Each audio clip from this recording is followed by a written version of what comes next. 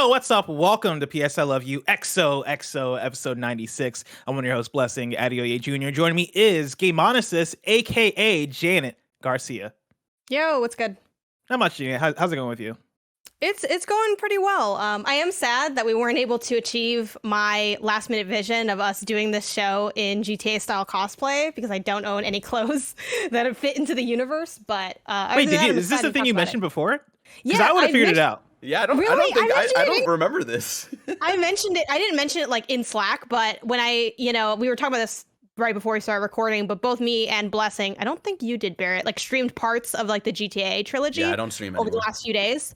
And when I was in your chat, I mentioned because you were like shopping in the game, and I was like, we should dress like this for PS I Love You. Like that was a serious comment. Oh yeah, I remember that. Oh, that would have been such a good idea. I literally have a shirt that says Los Santos on it. That like would be in the game. Oh yeah, and I have like Rockstar merch. I have a Rockstar shirt. Even though I could have looked for like I played Vice City. Spoilers for the rest of the show, but I should have gotten like a Hawaiian like shirt or something. Like some glasses. Yeah, like, really some lean into the '80s Miami aesthetic. Yeah, there. man.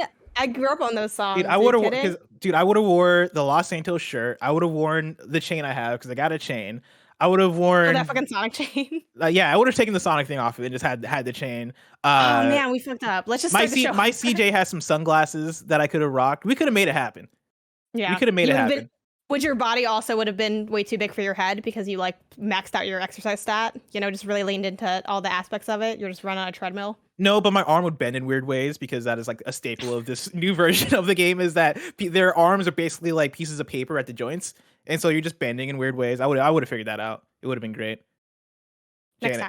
Next time. I can't wait to talk about GTA San Andreas, Vice City, and GTA 3, the definitive versions, because that's right, this episode of PS Love You XOXO is going to be your Grand Theft Auto, the Trilogy Definitive Edition review. But before we get there, a few things to note. Remember, we talked about this last week, but to reiterate, we have two #WePlayedThises in effect right now.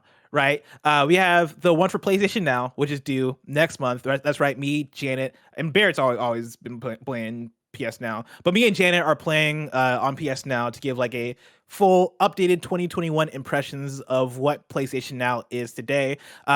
We ask you if you guys want to play along with us. That is due next month, and then also we have a #PS We Played This for Horizon Zero Dawn, and that is due in January. Janet, how's that going? I have installed it. So Janet. it is sitting in the disk drive. It replaced the copy. I had a random DVD of Friends in there prior. Nice. But now I have the game. It is installed. And then I spent a lot of my time finally beating Far Cry so that I could delete it and clear up space so I wouldn't have to keep deleting things to fit Horizon as I had to do. Honestly, that's a good idea. We're slowly getting there. Knock out one open world game before you start the next. I think that is actually I was gonna go off. I was gonna be like, Janet, you gotta start early. You're gonna get to the end of December and realize, oh shit, I only got a week left to beat Horizon, and it's gonna be a struggle. But yes, finish Far Cry 6 before you jump into Horizon Zero Dawn. I think that is a good idea. You got a month and a half. You got plenty of time. You got plenty of time, but like time flies, time flies. Yeah, but like the PS Now thing is sooner, so I have started on that. Hell yeah. Save those impressions because we're going to talk about that on that episode. But also, unrelated but related, speaking of the PlayStation disc drive, a few weeks ago on this show, I talked about how nobody's using the PS5 to watch DVDs. I went on this whole rant. And that same week, Janet, I kid you not, I busted out a DVD of the first Spider-Man movie to watch for in review. And I was like, fuck, what am I going to watch this on? I wonder if my PS5 plays DVDs. And lo and behold, yeah, it works. The PS5 plays DVDs, and I actually used it. For that. After I made fun of that. Did you wish you had the media remote for that specific instance? No. I was very much fine with the DualSense 5 or with the DualSense for my PS5. DualSense 1 for the PS. What do you think the DualSense 5 is going to do by the time we get there? That's just going to levitate. God. You're going to control it with your mind. Remember that? Well, do you remember that patent for that? It like was months ago. Like this news story broke, but that PlayStation filed that patent for like a pet that can like feel the emotions of the game. Like it'll have some integration with this weird robot pet thing. Yeah, it was supposed to be something that sat with you and like kind of reacted to what was going on in the game.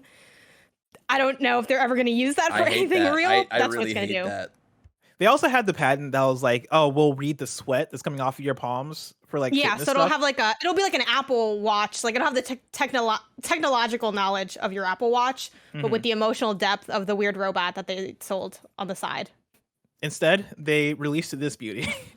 Which, thank God, everybody, because you could be living in a different timeline where instead of adaptive triggers, this thing knows when you're sweating. Glad we don't live there. But yeah, shout out to DVDs on PS5. And then one more thing while we're here talking about the hashtag PS We Played This. Another thing for PS Love You, next week is the PlayStation character bracket if everything goes right. As long as there's not like any other big, huge breaking PlayStation news that would make a better headline. The character bracket is next week. People already started writing in for what characters they want for that PlayStation character bracket.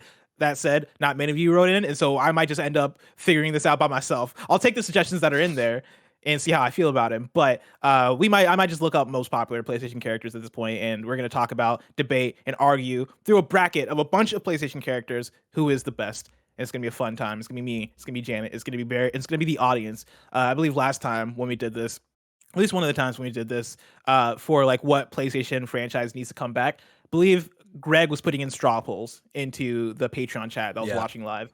And so I think that'll count as our third vote, the Patreon chat. So tune in live to get your opinion heard, and it should be a fun time. Who's going to win between Nathan Drake and Clank from Ratchet and Clank? Who knows? We'll see. I already know what Jane is voting for in that instance. And Look, I might be right I don't there know with because you. there's also Secret Agent Clank, and like that's hard to come back from. Like I don't know. You'll have to tune in next week to see. But for now, let me remind you that this is PS I Love You XOXO, your PlayStation podcast. Each and every week, we join you to talk about the biggest topics in PlayStation. If you like that, you can watch it live right here as we record on patreon.com/KindaFunnyGames, or you can catch it on Tuesday when it drops for everyone on youtube.com/KindaFunnyGames, Rooster Teeth, and on podcast services around the globe. Remember, you can use Epic Creator Code KindaFunny on all Epic Store and Epic in-game purchases like Rocket League and Fortnite to help support the channel.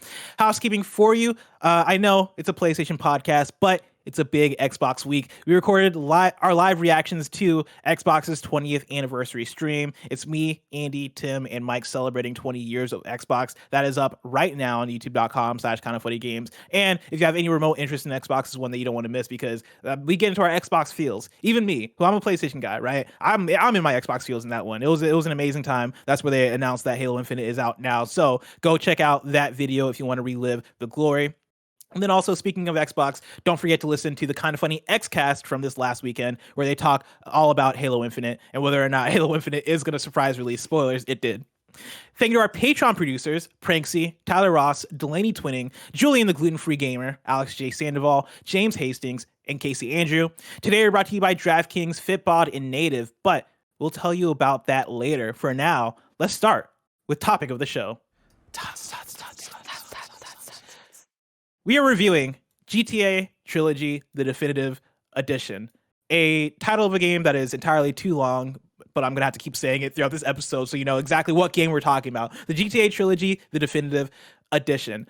To start off, I'm going to give some context into what this is, right? Me and Janet have been blessed by being the ones who are usually covering this game on KFGD, right? We got like the announcement, we got like the further details. Whenever there's a news drop about this game, it's usually me and Janet on the KFGD talking about it. And so me and you know quite well what this was advertised as, what this is. We talked about our expectations, all these things. I think I mentioned to temper your expectations, but then we got like some gameplay videos and I was like, all right, get hype. But I'm pulling directly from Rockstar's website where they kind of detailed exactly what to look forward to in this trilogy.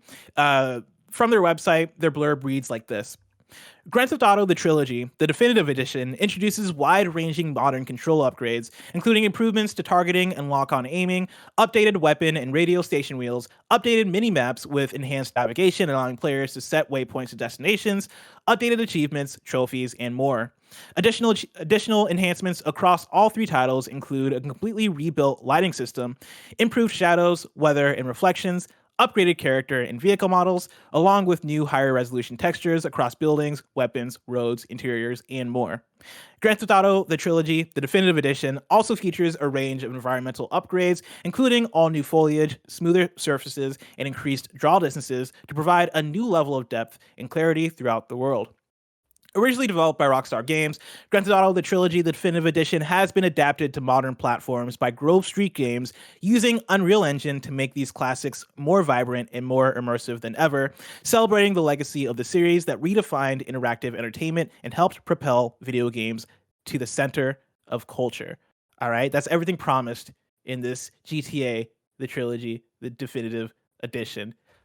Now, Jana, I'm going to start with you. What have you played of GTA: The Trilogy, the Definitive Edition, and where are you at with it? Have that name so long. I've mostly been playing Vice City. I have seen a bit of San Andreas as well. Like that's just sort of been the backdrop of my household, as my boyfriend's also playing the collection. But I spent most of my time in Vice City for the Definitive Edition, and the short of where I'm at is I'm having a really good time with it. Admittedly, having played the games as a kid, I'm like, all right, this is pretty much what I remember, jank included. So there's definitely some issues with it for sure. There are ways I wish they handled it differently, but at the end of the day, I am having fun with it. That being said, though, I also am running into, in addition to, I think, bugs and jank, just weird layers of difficulty that are, I think, just kind of part of the DNA of those games. Like when it comes to how easily it is to get like pulled out of vehicles, when it comes to like how easily it is to get taken down in certain areas if you don't kind of go in with the right approach. And I think some of those walls have been a bit frustrating for me, but at the end of the day, I am having fun with the game. So I've been playing a lot of San Andreas. I don't have an hour count because for some reason it's not popping up in my games tab when I go to my profile, and so I don't have an accurate count.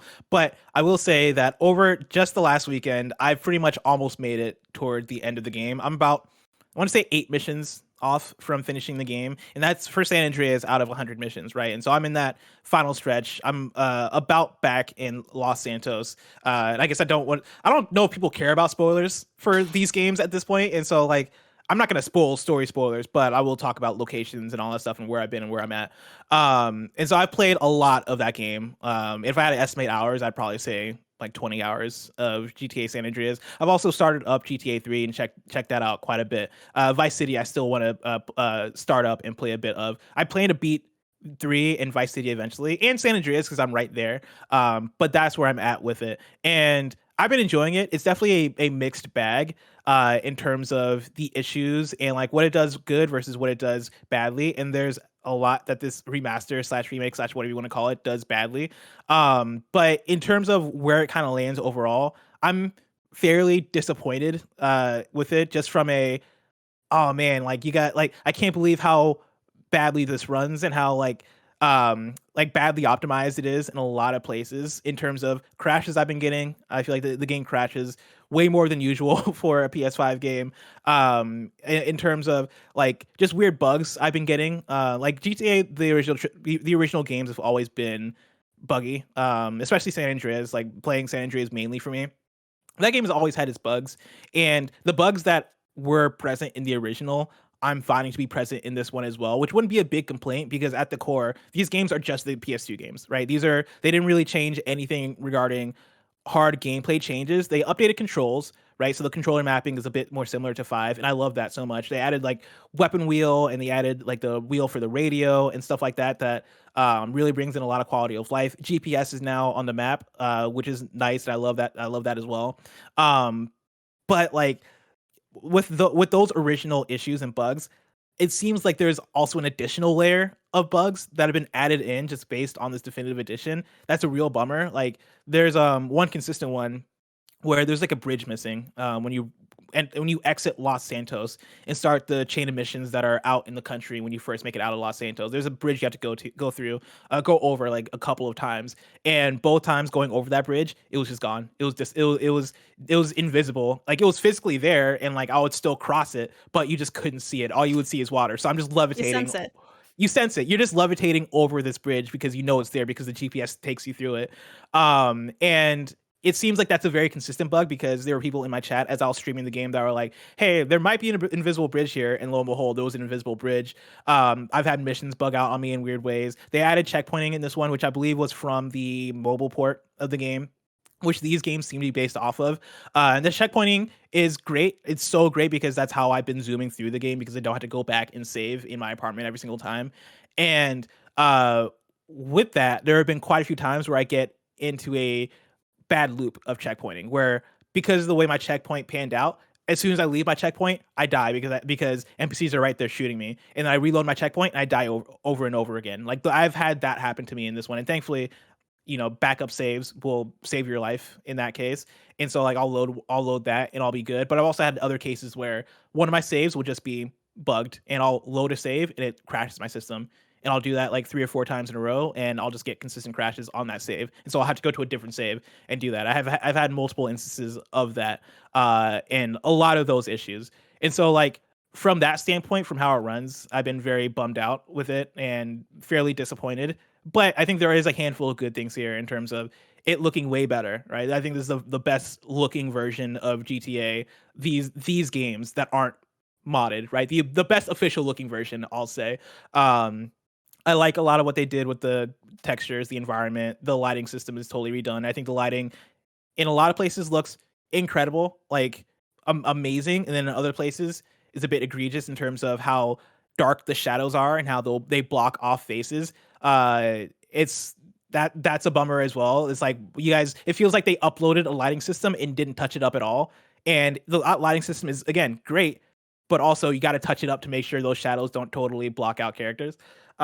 Stuff like that, is a mixed bag. And then also like character models I don't love in this game, but I'm going on and on. I want to get Barrett in here because I know Barrett has also played a bit of GTA 3. Barrett, how much GTA 3 have you played, and also where are you at with it? I've probably put in like 2 hours into GTA 3, and I'm kind of with Janet where I think loading up GTA 3, I was like, oh, I don't think this is the one that I played a lot as a kid. I think I realized that Vice City was the one that I played a lot growing up, because I slightly remember GTA 3 a little bit, but like the flashbacks that I get of like going through Liberty City, I'm like, no, I'm thinking of like playing GTA 4 with my friend who owned it on Xbox or whatever. And so it's kind of like, it's a novelty to be able to like go back to the original 3D Grand Theft Auto and see like where it all kind of started, and like kind of like thinking about like what shifted in the industry after that game came out, right?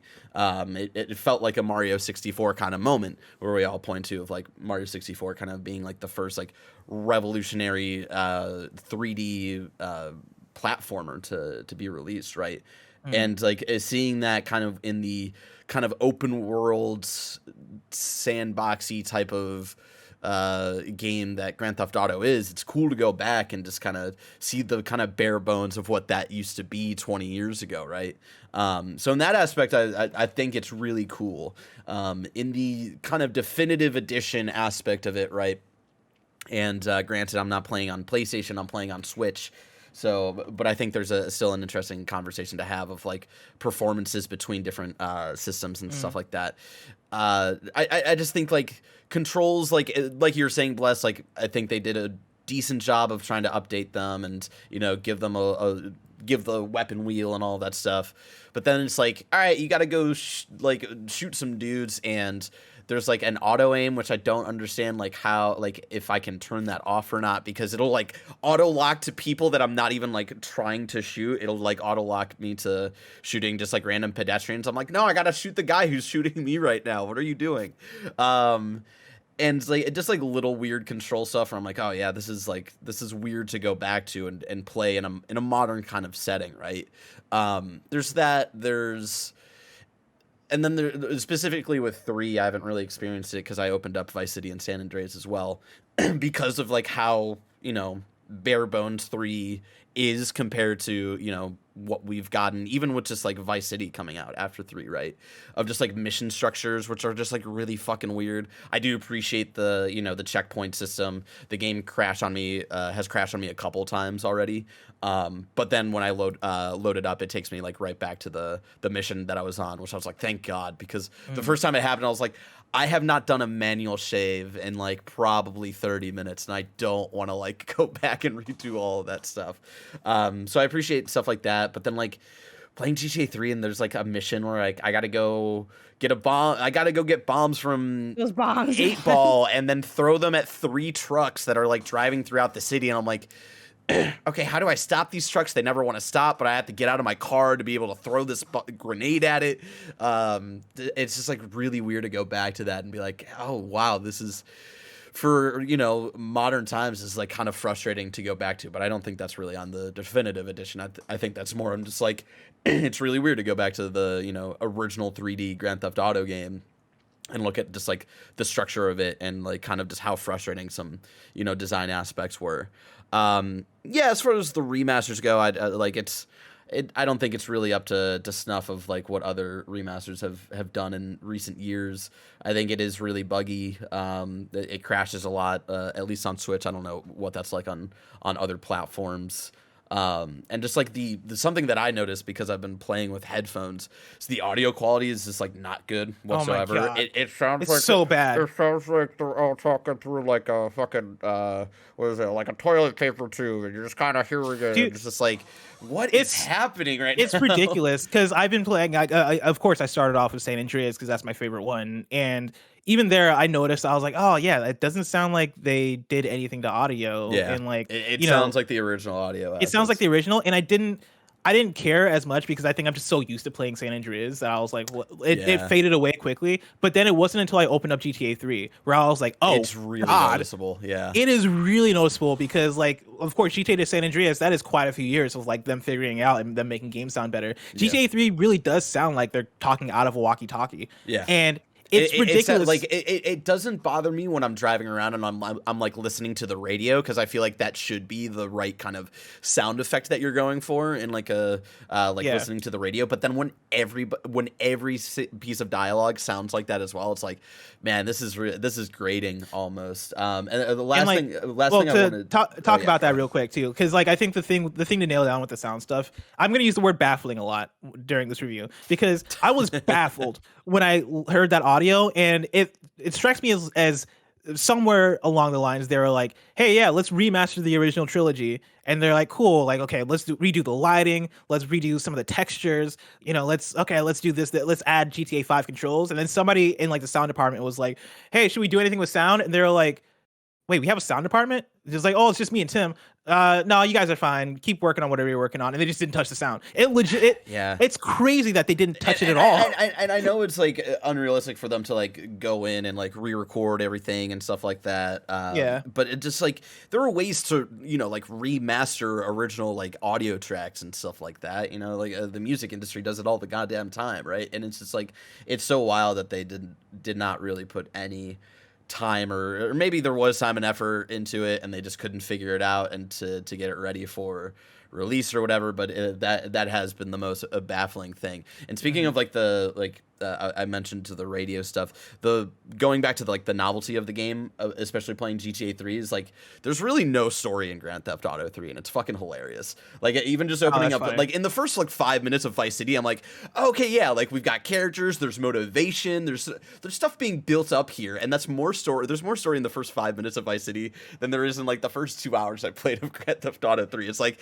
all right, you get betrayed by your criminal girlfriends, and then you get broken out. Catalina and then GTA San Andreas spoilers. Yeah, and then you what is it? The dude you get broken out with, there's not even a real introduction. He's like, all right, come on, let's go into this car and we'll drive to my house. It's like, all right, who are you? Who am I? What is going on here? And then you just start, and then like every mission's like, all right, just go do some crimes. Just go do them. We need some hookers to go to the police ball. Just do that.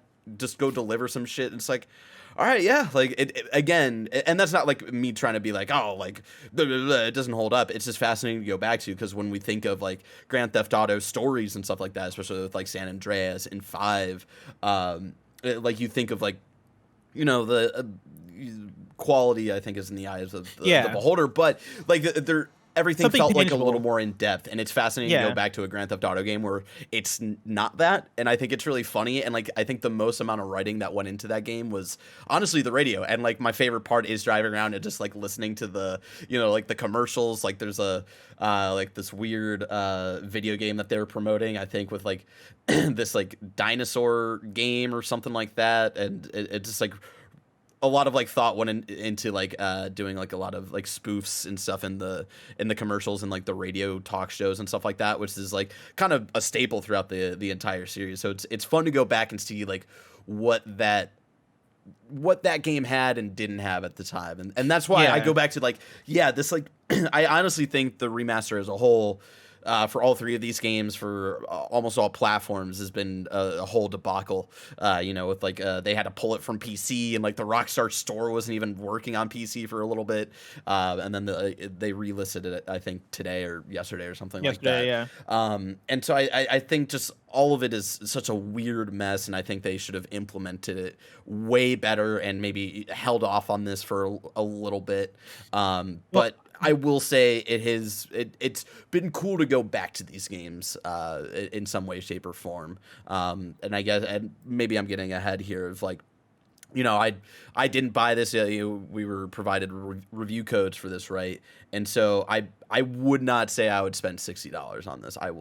That's something I would say. But San Andreas is on Game Pass, and I think Vice City is coming to PS Now. So like GTA 3 or GTA. Yeah. Oh, is it 3? Okay. Yeah, it's coming to PS Now. So that says so much without saying anything at all, doesn't it? So like San Andreas is at least out now. I know 3 wasn't day and date for PS Now, but if you're really jonesing, like there are ways to check them out without having to drop $60 on it. I don't know if I would recommend dropping that money for the quality that we got here, but it was still cool to go back and re-experience. It's a mixed conversation. Yeah, like talking about like pricing. It's always I don't love talking about pricing just because money means something different to anybody. And so like if I say something's worth $60, one person's gonna be like, sweet, yeah, I'm down. Another person's gonna be like, really? It's 10 hours, or like, oh really? Like it has this many bugs. There's always money means something different to everybody. That said, when it comes to this game and in terms of how I kind of interpret, like I get a lot whenever I like tweet out like a glitch I got or me crashing or like a thing I like about these trilogies. Every time I put out a tweet, I always get a reply that's like,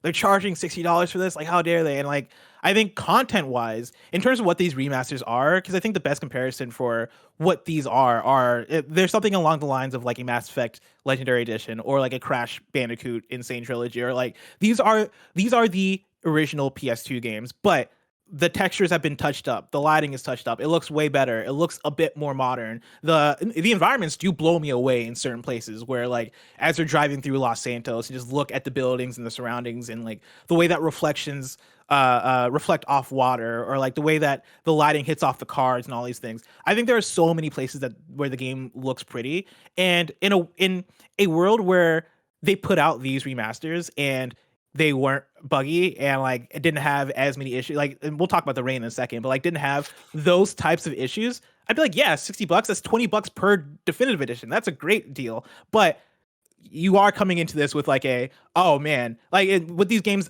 being the way they are right now, there is I'm coming into this knowing that I'm jumping into what is kind of a janky remaster of these games. And I think if you're going into it understanding that there's a lot of jank here, then yeah, go for it. Like, have fun, because I'm also in a place where going back to playing these games, I'm having such a blast. I'm having so much fun playing San Andreas.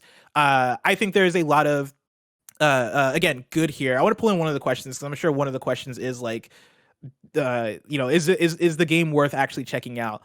But like, I think there's a lot of good here for people that are Grand Theft Auto fans. For me, as somebody who really likes San Andreas, I've been having, again, a blast.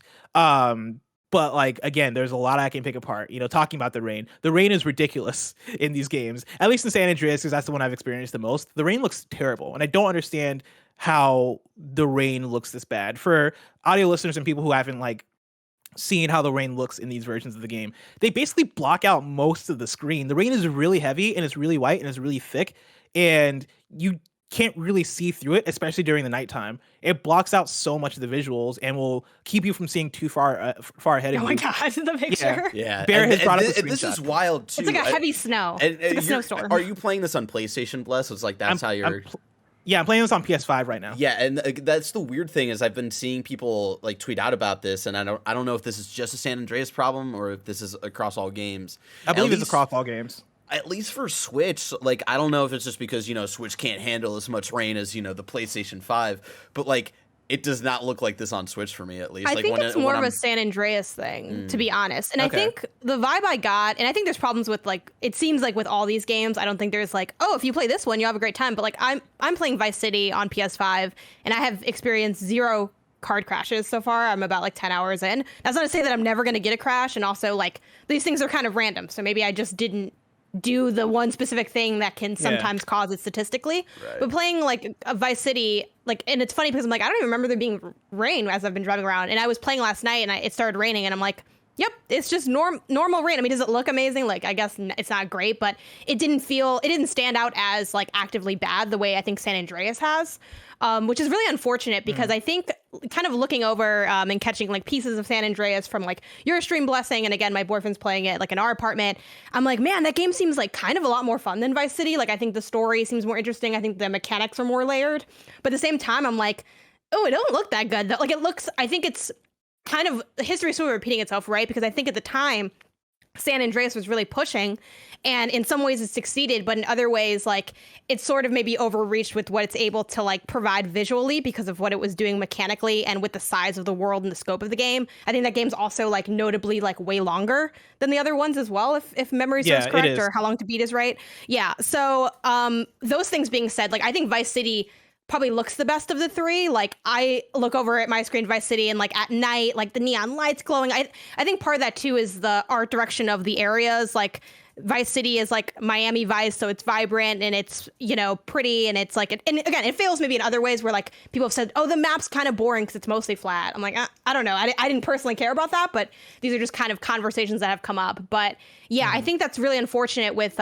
you know, Barrett or Blessing, like when you shout out how it's on Game Pass, but it's San Andreas, which is, I think, probably maybe the best game in the collection in terms of the mechanics, but one of the ones that has the most obvious and glaring issues / ugliness to it. And the one that isn't available in any service is Vice City, which I think is the one that looks the best. So yeah, it's definitely, there's a lot of layers here to this collection, I think. Yeah, I want to pull in a couple of things from patreon.com/kindafunnygames. Of course, you can write in, let us know your questions, let us know your thoughts. I asked the audience to like let us know, one, if they have any questions for us regarding the GTA trilogy, because like we're playing it at the same time that you guys are playing it, right? We didn't get codes until the Friday it was out, which might speak to like like, you know, maybe they didn't want reviews, all these things. That's a whole conversation. We don't necessarily have to have that conversation here, but with that, I also asked you guys to give me your impressions and thoughts. I'm going to pull from Thunderstruck, who wrote in and says, "What's up, Les and Janet?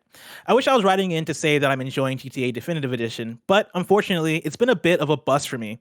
Amid the many crashes, sorry to see you experience the same, Bless, RIP to the stream," which that is a reference to how last night while I was streaming, I had a crash at the end of a pivotal mission, very difficult mission, and it made me end the stream. I was like, I'm done here. I'm not playing any more of this, which is actually the story of how I did not, that's why I've not beaten San Andreas. I was planning to beat it last night, but that crash was was the point that pushed me over the edge. Barrett has it brought up for video listeners right here, right? This is the big casino heist at the end of Las Venturas, and right here, boom, crashed, and I turned into the Joker for like half a second.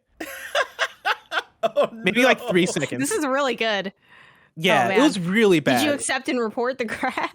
I did accept. I accepted and reported it, and I'm not booted the game up since because I'm scared that I'm gonna load the save for the checkpoint and it's gonna be corrupted because that happened before. Yeah, I would have at least. I would have had to know, or like the stuff you're describing where like saves being borked and stuff. Like I haven't had any of those issues, though. I did also, just to quickly interject, I did have a moment in the game where I too was like I was playing a mission, and it was like an escort mission where I have like a character, and it's like, okay, we're going in, you cover me. So you already know where the story's going. I was not covered. So like this guy is just standing there, like he's like broken. He's not helping at all. And I'm like, okay, well, I'm just, it's me, myself, and I. It's fine. And we're just gonna go in and do this. And of course I die. And then I start the mission again, and it's a mission where you have to like pick up, get him in a car, and then you have to steal the right gang car, and then like you continue on with it. And I'm like trying to work this out, and in the process of trying to like get everyone in the right cars, make sure no one pulls me out of my car, the cops show up and they pull me out of my car as I'm driving away, because they're really good at doing that in Vice City. Like they can freaking open doors of moving vehicles, and it's like busted. Like right after I was like wasted 10 seconds ago, and I just shut off the PlayStation 5. Oh my God. And I booted up a few minutes later because I kind of wanted to try again. I didn't succeed again. But I'm like, it's stuff like that where, it gives me pause when it comes to like, do you recommend this? I'm like, for some people, maybe. I'm having fun overall, but I'm also in pain. Yeah, and that's the thing is I'm having such a good time playing this, but I'm also in pain a lot of the time. Barry, can you play back that second video again? Because I want to give context and I want people to hear this video as well. I don't know if you can play it so that we hear it as well. But Yeah, give me a like sec. to give context again, this is toward the end of the casino heist mission, which is a bit of a longer mission. It has a lot of action to it, and I was dying a lot because this is a more difficult mission. And so I was going through it, and I had just made it past like a pretty difficult part in the game, and I was making my way toward the end of the mission. So you can go ahead and press play here. So yeah, this is during my stream last night. I like snipe a couple people here. And also, yeah, shout out again to the weapon wheel because I do love that the weapon wheel. You got a lot of weapons. I have like 2 guns that I found on the floor. And so this is like toward the end of the mission.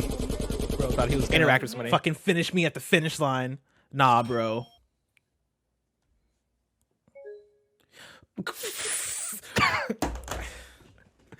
I set my controller down. That sounded like I threw it. I didn't throw it. I just set it down on my table. And then yeah.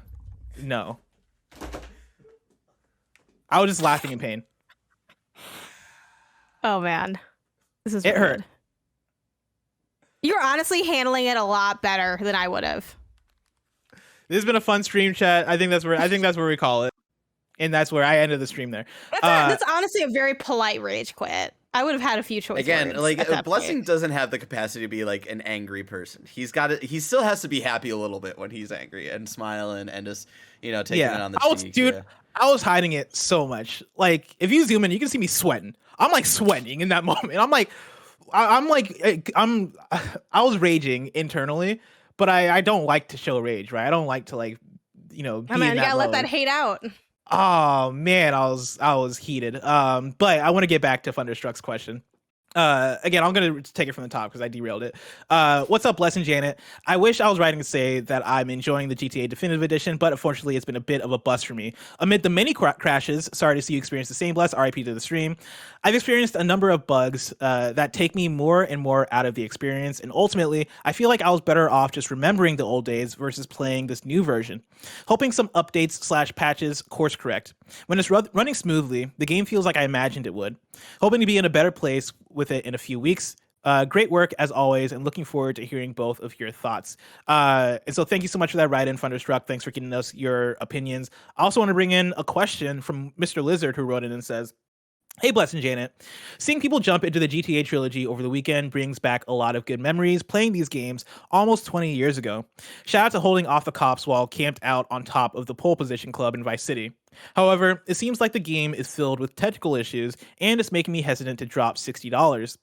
Do y'all think the bugs are minor enough to not ruin the experience? Or should I hold off until Rockstar patches the game? Do you actually think Rockstar will patch the game? The game is going to sell a ton of copies anyway, so there may not be much of an incentive to invest the time and energy needed to fix the game. I'm curious to hear what you both think. Thanks for bringing that PlayStation goodness week in and week out, Mr. Lizard. Janet, are the bugs and issues enough to ruin the game? They're not for me, but I also am coming into this with like a pretty high tolerance. And obviously I also am in the case where I got code, so like I didn't have to make that decision, but knowing what I know now, I still feel I would personally feel comfortable buying them still. I know that might make me part of the problem, and I do not care because I just want to have fun with these games. And I really enjoy going back and playing them. I do think it's a shame that they pulled the older versions because it does seem in some capacities, this isn't quite the definitive edition that it should be, as it being like the only way to play them in the modern era now, at least easily. But yeah, you will have to go in being okay with that. And it's hard for me to like really try to narrow down who that person might be. I think if you like GTA games and have played at least some of the older ones and have enjoyed that time, then you will probably enjoy this, but you have to be okay with like the bugs and the jank. And like I tweeted about this like a lot over the weekend, like as I've been processing my thoughts, which like they're kind of like multifaceted, where I feel like, okay, on one hand, these games are janky. On the other hand, I always knew these games were janky. They've been janky forever. That's kind of part of what these games are. On yet the other hand, right? Like, shouldn't the remaster have fixed this? Isn't this an opportunity for them to polish out that jank? You would think so. It wasn't. So you have to be okay with that. Like examples being things like I've had missions where there have been progression bugs. Like I did a mission where I had to like kill some people on some boats, and then they auto take you to like the land, and it would not take me to land. So and it was a hard mission for me. Like I struggled with it personally. So I had to go into that, like, and I did this on stream where I'm like, I am going in here and I don't even know if it's going to let me progress if I succeed at this first leg. That sucks. If you can't handle stuff like that, or you think that stuff will be so annoying that you don't want to deal with it, then I would say it's not for you and just wait. I do think if there's patches, I don't think they're going to be able to patch this game into the remaster we wish it'll be. I don't think it makes sense to like necessarily hold off for that. But I think if you want to maybe hold off for a sale or something, I think that's maybe a little bit more realistic if you have that hesitancy because of the bugs. Like there are times where like there's cars clipped through the street, or there's NPCs that I had a mission where I was supposed to pick up somebody, like, oh, this guy's dying, like pick him up before he dies. He would not move. He never moved, and I had to punch him to trigger him moving. Stuff like that. And those things can be, interrupt a session, and they can like really sour the experience. But for me, at the end of the day, I love these games because I love getting in a taxi cab and picking up some people to like grind for some money and some trophies. Like I like driving the ambulance. Like there's a pizza delivery thing. I'm like, where's the pizza delivery mission? Like I'm trying to deliver some pizzas. That's me and my joy with these games, and nothing can really. It's going to take a lot for me to not have that trade-off be worth it, but that's me and my personal taste and my nostalgia and tolerance for these games. I also go back and play a lot of old games. I talk about it all the time, and I get dragged plenty for playing old stuff and being like, this doesn't really hit. So like I'm cool with that. I like dabble in a lot of different things, from old stuff to like indie stuff that just maybe isn't like quite as polished, to like, demos. Like I've kind of ran the gambit on here, and like I know what this is and I know what it's not, and I'm cool with that and I have fun. But if you don't think that's you, then I might not risk it, or I would just wait until, we all have backlogs and other things we can do. But if you're looking and you're like, man, I really want to do that, this seems fun, you've checked out some streams, you've seen some video clips, you've seen the problems, and you're like, I think I'm down anyway, then it probably is for you. Yeah, if you're a fan of the original GTA games or these trilogy of GTA games, I don't think the bugs ruin the experience. I think they sour the experience a lot. But if you know what this is and you know what you're getting into, there's plenty of fun to be had here, and I think it's a great way to experience the games. In the first 7 to 8 hours of me playing San Andreas, the definitive edition, I remember I had somebody, I was either in chat while streaming, or maybe somebody wrote in somewhere or tweeted at me, and they asked, is this the best way to play these games? Is this the best way to play GTA San Andreas? And my answer at that point was yes, like an easy yes too, just based off of, hey, this is the best looking version of this game. The draw distance is great, and there are even mixed conversations regarding the draw distance, because some people don't like being able to see the entirety of San Andreas when you're flying over it. I love it personally. I think it gives so much character to San Andreas when you see the 3 cities, you can see Mount Chiliad, and you can see the desert, and like, I think that does so much in the way that in a Breath of the Wild, you can see the Death Mountain, you can see the floating what are those, the beasts, the divine beasts. You can see the floating divine beasts in the distance. You can see the winter area. You can see the way you can see everything in a Breath of the Wild, or in like any other big open world that has that level of design to it and draw distance. I think that is awesome. I think that is really cool. But yeah, like, with that being the case, right, that being in there, the updated controls, I think, are a big step up. The the environmental textures being upresed and touched up, I think that's a huge step up. For me, it was an easy yes. These are the best way to play these games. Now that I'm way further in, now that I've spent virtually the last, how long has it been? 4 days, 3 to 4 days, the last 4 days playing Grand Theft Auto nonstop, this version, the more and more I play, the more and more that yes becomes lessened and might turn into I don't know if this is the best way to play these games anymore, because again, the character models, not great. Bugs in this game are more than ever before, it feels like, right? I'm sure I've heard not great things about the mobile version, again, which this seems to be based off of, and I assume in that case this might be comparable to the bugs in the mobile version. That's my assumption, don't quote me on that. But the more you play, the further you get into, the more bugs you will run into. There are crashes that have fucked me up and have fucked up my saves. All that said, I think all that goes a long way towards souring the experience, not necessarily ruining the experience. If you're a fan of GTA and you want to play these versions of the game, I'd say go for it, because my experience has been fun. I've had a blast going back and revisiting the story. I think so many of the elements that make these games great still hold up. The open world of San Andreas, the driving around in 3, like doing the missions in 3, still hold up and are fun, right? Those are the way you remember them. That said, if you're a new person that wants to jump into the GTA trilogy, I'll probably say maybe not this version, if I'm being honest, right? Like maybe stick to GTA 5. Maybe like if this is the best option you have, then go for it. If you don't have like a better option on PC or whatever, I know Rockstar went through and they took down other versions of the game, which again is another conversation. But yeah, like it's not for me. It's not a hard recommend when it comes to if you've not played these games before and you want to jump into it. It's kind of it becomes difficult in that regard. If you have and you want to experience these games again in an additional way, go for it. I'd say I think it is a fun time, and I would like if they were piecemeal, like I would buy San Andreas for $20. I was thinking about getting this trilogy on the Switch after getting the code. I was like, cool, maybe I'll buy the $60 version on the Switch. Now that I'm this further into it, I don't know if I'm gonna buy it on the Switch. You know, if that helps you to like understand where I'm at with it. But yeah, like I wouldn't say it ruins it. I wouldn't say it ruins it. I want to pull in another write-in from Ryan Paola Higgins, who writes in to patreon.com/KindaFunny and says, "Hey, Bless and Janet. The GTA trilogy has been universally lambasted, and rightly so.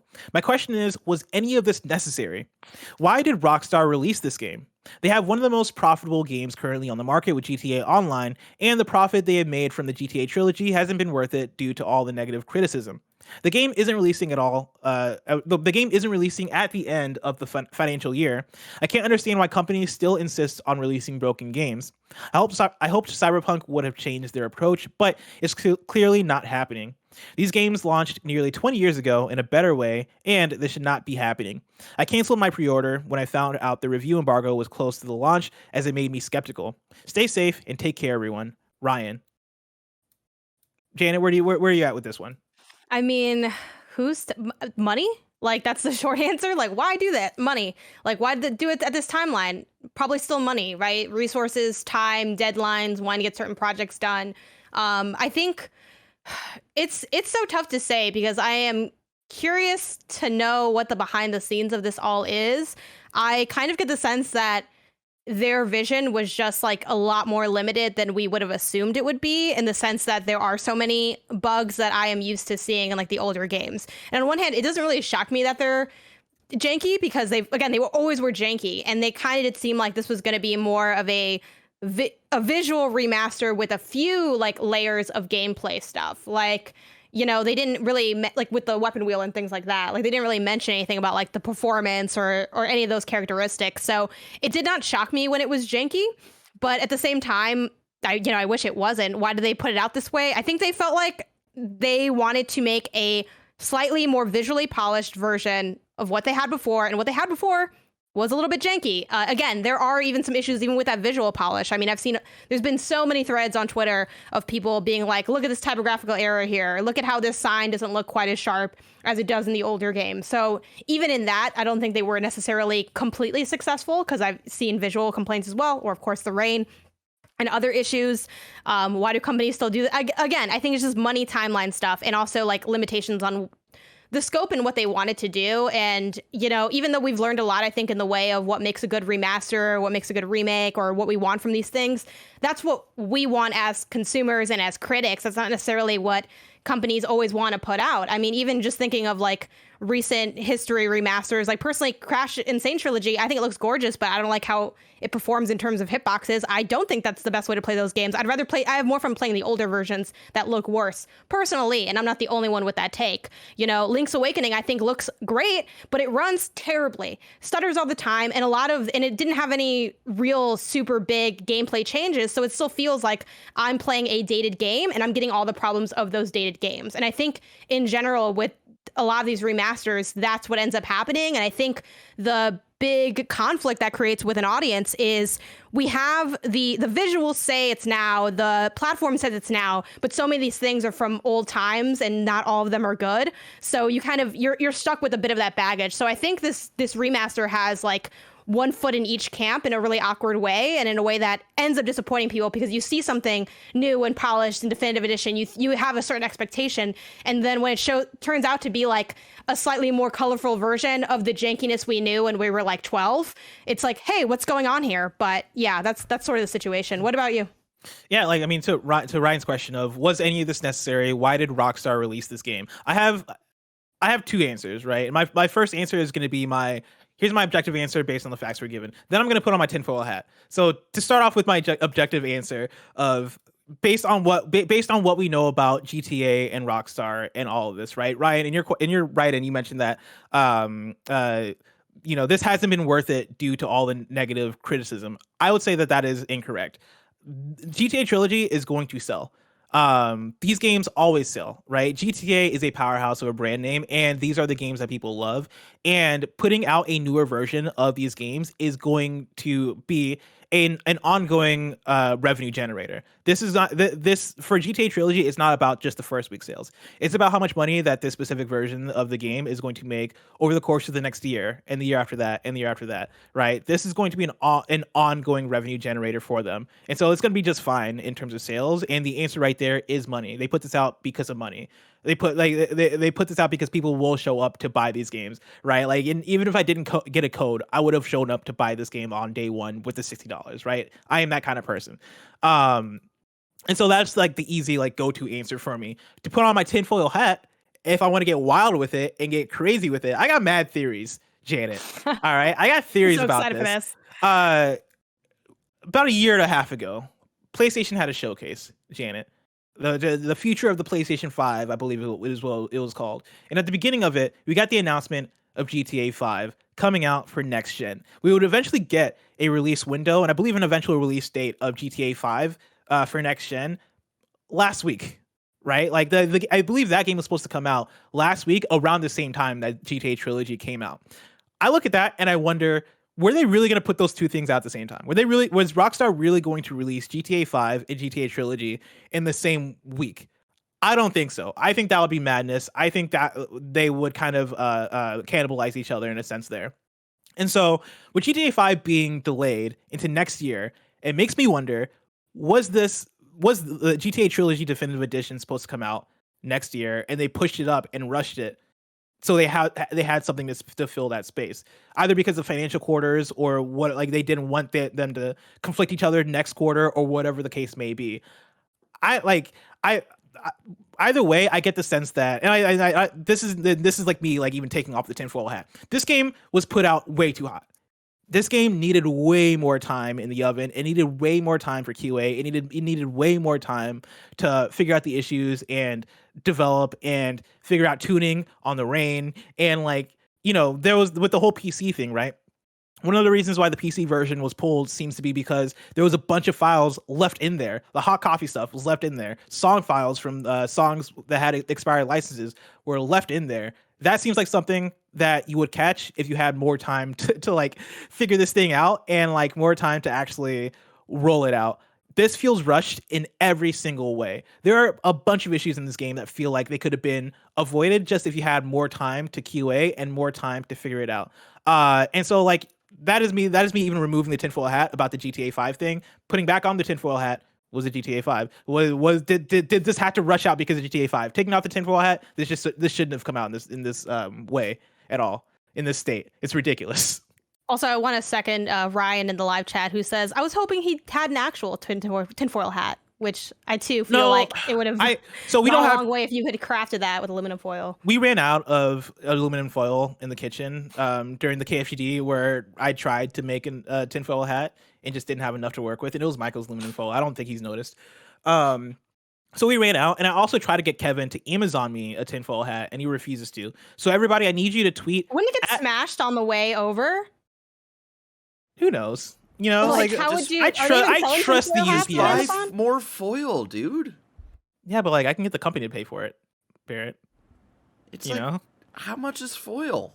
Expensive foil. It's not even about the money. It's more about leaving my house. Okay. If I'm being honest. Yeah, right. Like just order it on Amazon. You can just order it. Look, if you don't want to make the hat, you could have just said so. You don't got to make up these excuses. You know what I mean? This is a lot of work. This is a lot of extra steps. When you can just buy. Also, if you were about to do a call out for people to tweet out at Kevin, he would have seen that tweet in like 5 months. That's true. But I want him to open up his notifications in like 5 months, look back, and was like, "Why is everybody tweeting me about tinfoil hats?" So everybody tweet at KindaFunny Tell him to get me a tinfoil hat for whenever I do Joshy in this. chat says wrap a baseball hat in the tinfoil. That makes because it's less craftsmanship there. You just have to tuck it in underneath an existing hat. I mean, that's still. I mean, a tinfoil hat isn't that much Look, man, you craftsmanship got me out in the here playing first place. Horizon Zero Dawn from scratch, and you can't make this damn tinfoil hat. Like, come on, you got to meet me halfway with something here. All right, fine. I'll buy before whatever the next show I'm on. I'm gonna buy a tinfoil hat just in case this bit pops up again. I'm not. Okay. Before we wrap up this section of PSLW XOXO, here kind of funny. We've introduced a new review scale for when we're talking about video games. All right, and so Janet, me and you are gonna review or give like our final kind of stamp on GTA Trilogy, the definitive edition. It's a 4-point scale. All right. At the bottom, we have don't bother. Above that, we have worth checking out. Above that, we have recommended. And at the top level, we have game of the year contender. Janet, where do you rank GTA Trilogy? I'm going to have to put it at worth checking out because I think that's where I have to put it. Like, I would like to, like, I like the collection a lot, but because it is so janky in parts and so frustrating in other parts, I feel like for me, when it comes to recommendations, I always ask myself, am I comfortable taking this L? You know what I mean? Like, do I want my name associated with this? And for this collection, I have to say that I don't exactly want to be directly associated with it because it is such a mess. But I'm having such a fun time that I think you should at least check it out if you're interested. Yeah, I'm in that same place. And like to clarify my words earlier, it's worth trying out. Worth trying out is the number 2 out of 4 there. And I give it the same thing, you know. And I would say that also with the caveat of, if you're a fan of GTA, worth trying out. If you don't care, like if you're just like dude who has a passive interest of, oh, should I play these games? I would say you don't bother. Like, you can skip out on it. If you're a fan of GTA, I would put it at the don't bother scale, honestly. Yeah. Personally. If you're a fan of GTA, I would say worth trying out. Yeah, like I don't think you should be like, I've never played GTA before. Should I start here? I'm going to say no. Like, I can see someone starting here and still having fun, but like, I would not bet money on that. Like, I would not be comfortable making just play 5. that suggestion. Yeah, like I would just exactly play start with 5. like the newer stuff.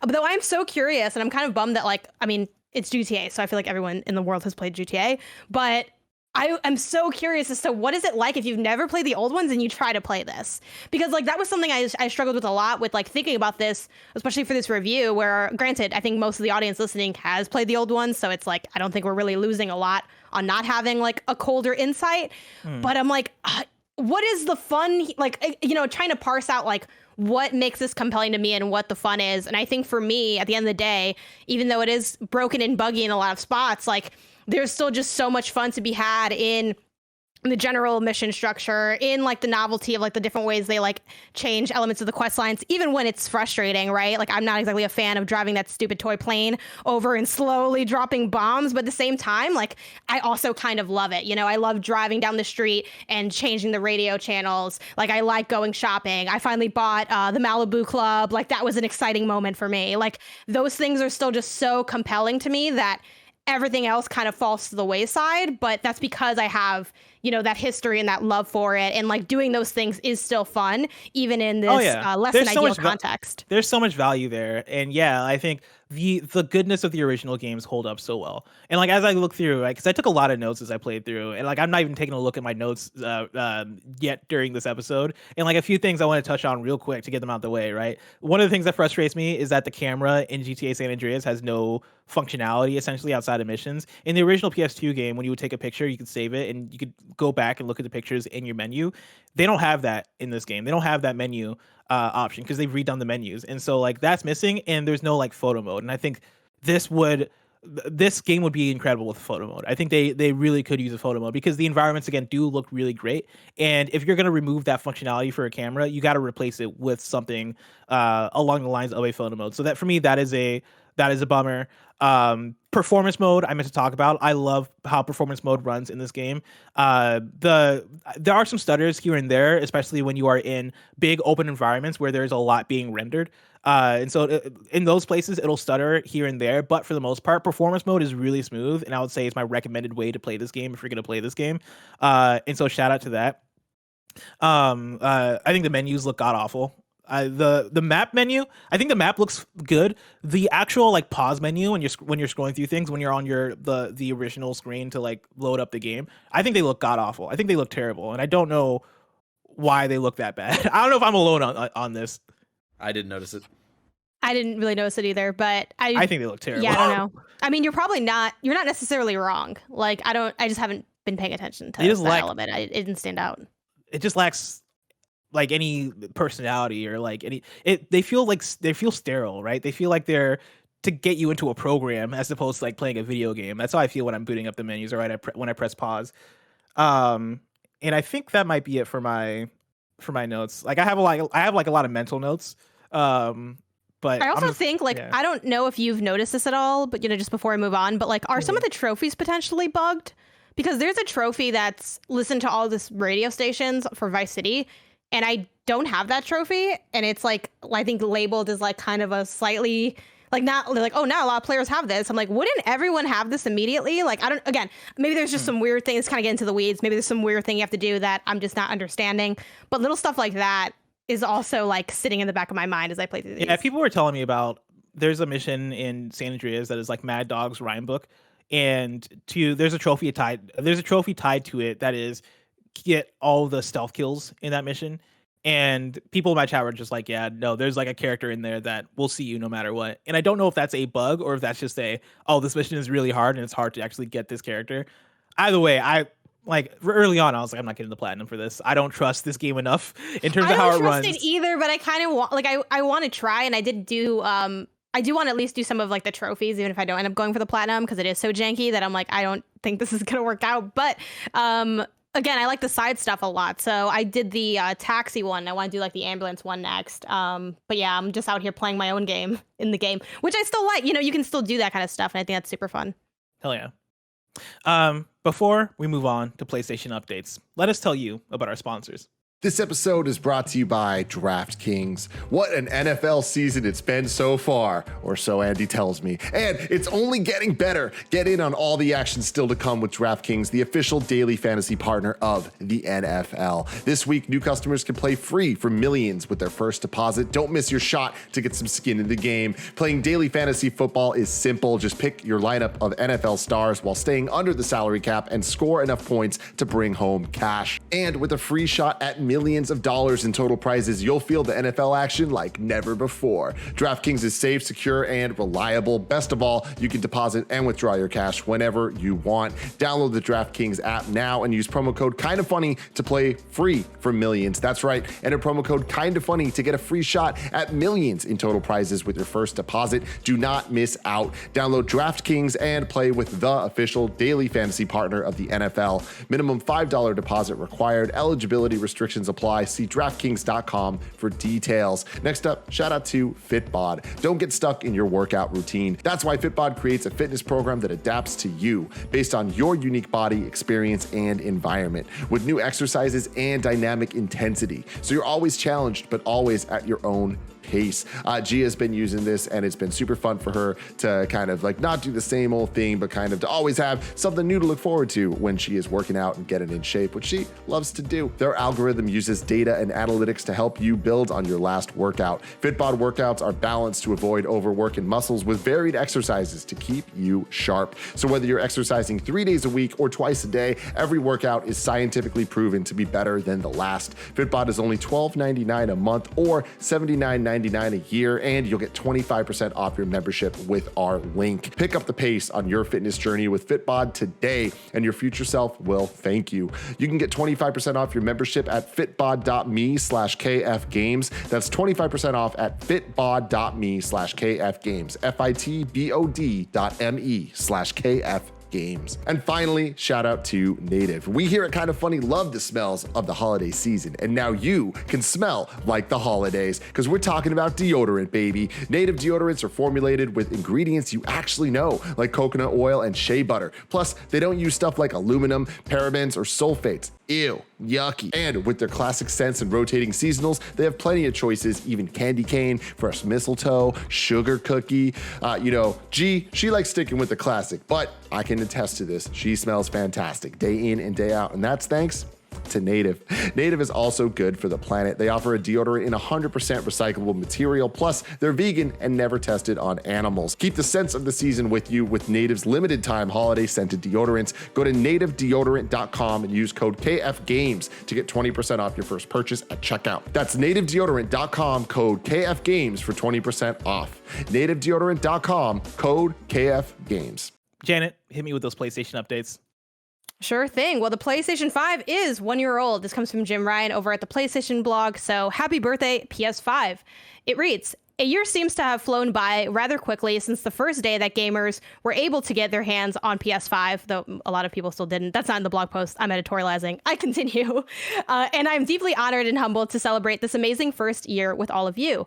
So much has happened in just 1 year from the day we lit up landmarks and other iconic places all over the world to mark the arrival of PS5. Incredible games such as Ratchet & Clank Rift Apart, Returnal, and Deathloop launched. SIE acquired the talented development studios Bluepoint Games, Firesprite, Housemarque, and Nixxes.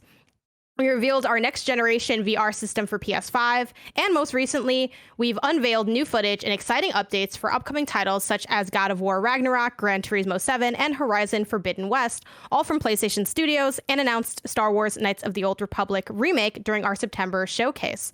A busy year indeed, and we are just getting started. There are currently more than 25 games in development for PS5 at PlayStation Studios.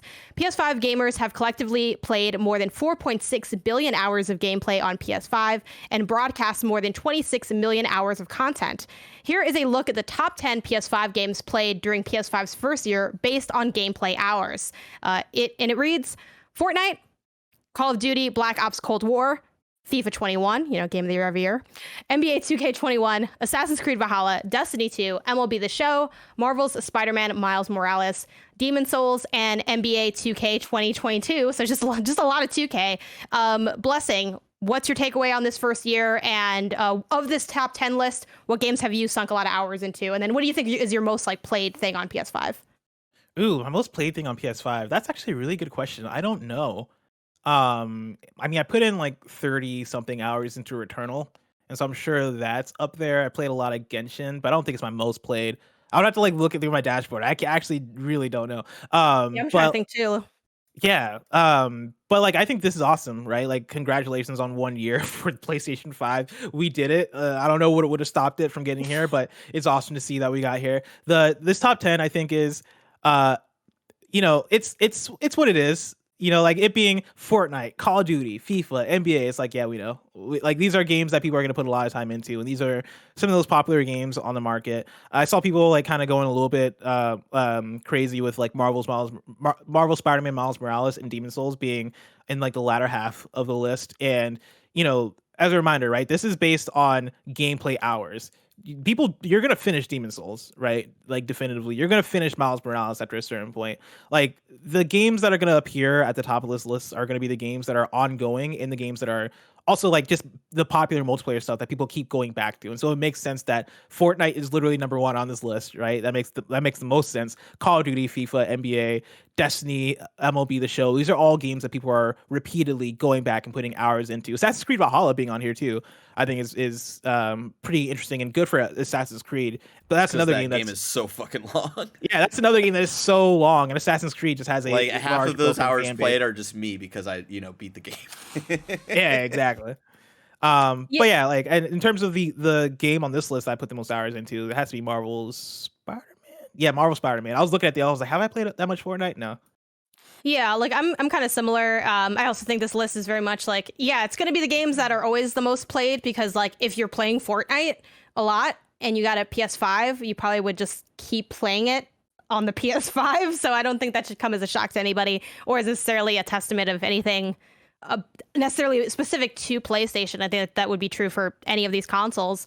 But I actually am surprised to see my Marvel Spider-Man Miles Morales on there just because it's, single player. It's also shorter than Spider-Man PS4. So I think it's a testament to how much people were into that game. And I'm guessing a lot of people did probably go for that platinum or trying to complete more of the side stuff. Maybe in a weird way, it being shorter incentivized that a bit more for people. Though I think, Spider-Man PS4 also had that level to it of people really doing a deep dive and getting all the collectibles and doing all the little missions. For me from this list, eventually it'll be FIFA 21 because I got that game, and I'm gonna start playing it more often. I haven't really totally dug in with my tournaments that I do every year and stuff with my brother. But from this list, it would probably be Demon Souls because I put like 40 plus hours into that. It was a long burn to get through Demon Souls. Demon Souls is hard. So shout out to that being on there. And then for my most played that like isn't on here, I was pulling up the PlayStation app. I'm going to guess that it was probably Overcooked All You Can Eat because I got the platinum in that game and I played those from like scratch. Like I played all of 1 and all of 2 and I did like all the DLC. And we also had a thing I played with my brother's fiance, Maggie, and we wanted to 3-star everything at least, or 5-star. I forgot how many stars it goes up to, but like get all the stars on everything. So we spent a long time in that game. So I'm guessing that's probably dominating my most hours synced. But yeah, it's been a fun year, and I'm looking forward to what next year brings. Obviously, lots of cool stuff lined up for that, and I can't wait to see what was our question from before, like how many exclusive, like first party exclusives or something, like new IP, new IPs are coming. Like I'm very interested with the number of things in development, what that ends up shaking out to be. So I can confirm that I played 25 hours of GTA San Andreas, which is more than I even thought. But Yeah, actually lines up because I spent this whole weekend playing, and I'm looking through. I'm trying to track. Game. No, because I definitely put way more hours into Returnal. I'm like, there's a game I'm not thinking of. Deathloop, I put in a lot of hours into too. It's tough because year, like the PlayStation clock is so borked. Like I don't even know how they got this data. It's probably not even accurate like data. In Uncharted 4, it says I have like 140 hours. I'm like, that's not. There's absolutely no fucking shot. I've played that game maybe a total of 3 times. That does There's not like one checkpoint. One checkpoint that Barrett was just struggling on. Couldn't get past. One combat sequence was in there for 130. Oh my god! Oh, this is Overwatch. Never mind. Sorry, I saw a game that was like you played 375 hours. I was like, there's no way I put in that amount of time into a game this year. Yeah, this has been an interesting year. I think this year might be Returnal for me in terms of hours put in, which is surprising because like, I feel like there's usually a game or two that I would hit way over the 40-hour mark. Like last year for me, I put in 80 something hours into Ghost of Tsushima, and it's a bit surprising to me that Knockout City is technically on PlayStation, but I played Knockout City almost exclusively on PC. So I think Knockout City is the game I put the most time into, and it's like 50 hours or something like that. Knockout City is my answer. 50 hours, Knockout City. That's a lot. There you go. Yeah, and it's a great multiplayer game of the year, some would say. Yeah, some would say. I don't know if those people are here now. Maybe they are, maybe they aren't. Who's to say? Anyway. In a year that didn't have It Takes Two, it would be my multiplayer game of the year. Yeah. I don't know. I have a lot of feelings. It Takes Two also took me a while as well. It took a long time. So that's up there for my hours for this year too. It takes 200 hours to beat. It takes too long is the thing. All right, anyway, we finally get a first look at Spider-Man in Marvel's Avengers. This comes from Joe Scrubbles over at IGN.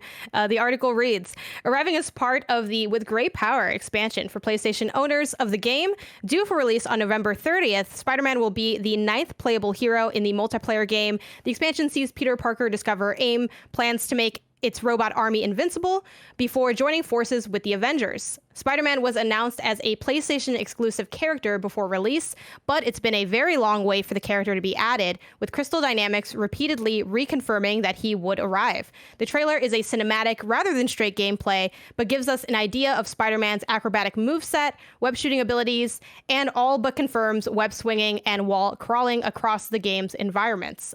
Blessing, is this going to do anything for you? Are you going to get back into Marvel's Avengers with this? I say this every single time. I said this with Black Panther. I think I might have said this with Hawkeye, but I'm always like, this is the one that's going to bring me back in. I want to do this campaign. And I think I'm not even going to say it this time with Spider-Man. I'm just going to say if impressions are awesome, if people play this and they're like, oh, you got to check this out, then I'll check it out. I'm not going to tell myself and lie to myself that I'm going to go back to Marvel's Avengers just to play this. But I want to. I want this to be awesome. I want this to be dope. I think this is a cool trailer. I think it's a fun way to introduce Spider-Man. I like this look of Spider-Man. I think they separate him pretty well from the Marvel's Spider-Man, like the PS4 Spider-Man. He reminds me a bit of MCU Spider-Man, like in terms of the outfit, but he has kind of a different logo there. I dig this, and I hope it's good. I hope it's really fun. That's where I'm at with it.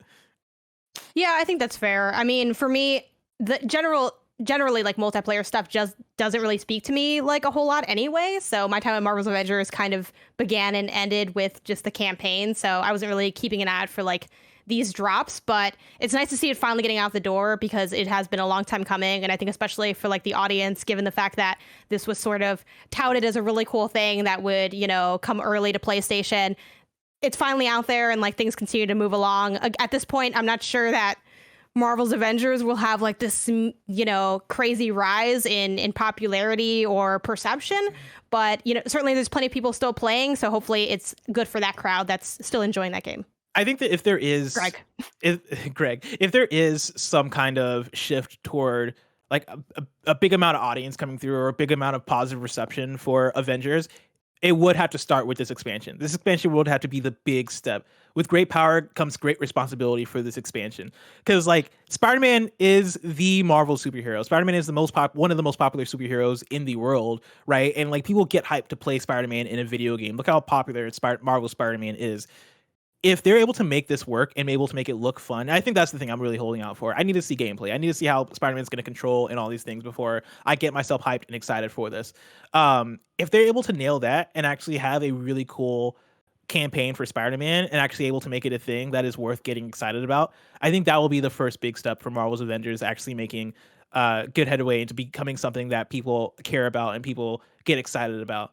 But I don't think the odds are in their favor. I think like they have a lot to do to actually make that happen. I think it's going to be really hard, but I hope it works out. I hope it's awesome. I hope at the very least, I hope Greg is happy.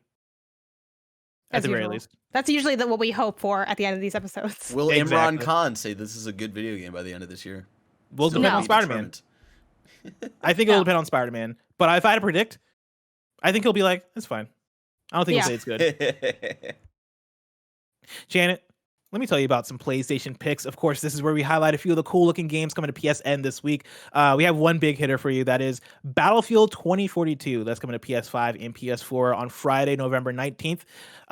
In terms of the PlayStation picks, Janet, I'm going to start with an exciting one for us. A Short Hike is coming to PS4 on Tuesday, November 16th. Hike, climb, and soar through the peaceful mountainside landscapes of Hawk Peak Provincial Park as you make your way to the summit. And it's funny because last week we talked about how this was on our list for our Building the List segment, and we kind of had to like put an asterisk next to it because it actually wasn't out on PlayStation. Neither of us realized that it hadn't come out yet. But looks like as of the time people are going to be listening to this episode, it's out, baby. Yeah, they heard and they were like, oh my God, we don't want to drop from this list, which is, shaping up to be the greatest list of PlayStation indie games of must plays that exists on the internet. We're making it here together. And they're like, we need to be a part of this groundbreaking moment in history. We got to make sure this game is out. So obviously this is specifically for us. Hell yeah. You're welcome. Go check out A Short Hike. It's a really fun one. If you're listening to this outside of the Patreon version, it's out now for you. And I cannot recommend this game enough. Another game we got is Epic Chef. This is coming out Thursday, November 18th. Get ready to embark on a comedic culinary quest, unlike any other, as you take on the role of Zest in the story-driven adventure game. From humble beginnings, you'll build a farm, grow delectable ingredients, craft machinery, and cook your way to becoming the most epic chef in Ambrosia.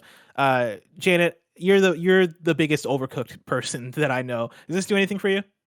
A little bit. I'm like looking at the the gameplay that we have pulled up now, and I like the cooking element. I just like cooking in games in general. It seems like it has a bit of farming to it too. I'm not a big fan of elements of the art design. Like everyone has like these giant heads, but they're kind of square, and I don't know how I feel about it. It's definitely a choice. It's definitely. But the overall concept, I'm like, this could hit. Like, I don't know if it will hit for me because, sim stuff, it always just depends. I think so much of sim games live and die on how they approach nuance and where they decide to give you points of, I guess, like monotony. Like, all sims kind of have a little bit of like, this thing is arguably boring, but maybe it's like, there's a fine line between this is boring to do and there's soothingness and joy in the repetition. So depending on how they like land that kind of dichotomy that genre plays in will kind of determine whether or not this ends up being good or not. But from the gameplay, lightly interested in it.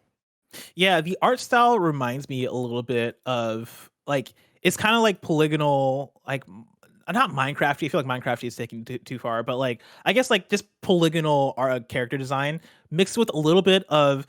There's this show Kablam that was on Nickelodeon back in the day, and in Kablam they had a segment called Life with Loopy. And the character design on like the faces remind me a little bit of Life with Loopy.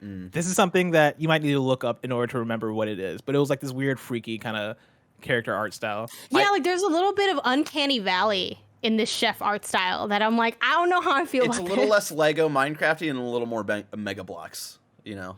Yeah. One more we have for you for PlayStation hits. Nerf Legends, that's coming to PS5 and PS4 on Friday, November 19th. Let's get hype, everyone. Nerf Legends thrusts you into a futuristic sci-fi world where you'll come face to face with legions of robot enemies and ultimate boss masters. Armed with a wide array of Nerf blasters based on their iconic real-world counterparts, you'll thwart formidable enemies while being challenged to pull off the most impressive high-flying trick shots across a series of unique and immersive environments. Are your Nerf skills up to the challenge to become the ultimate Nerf legend?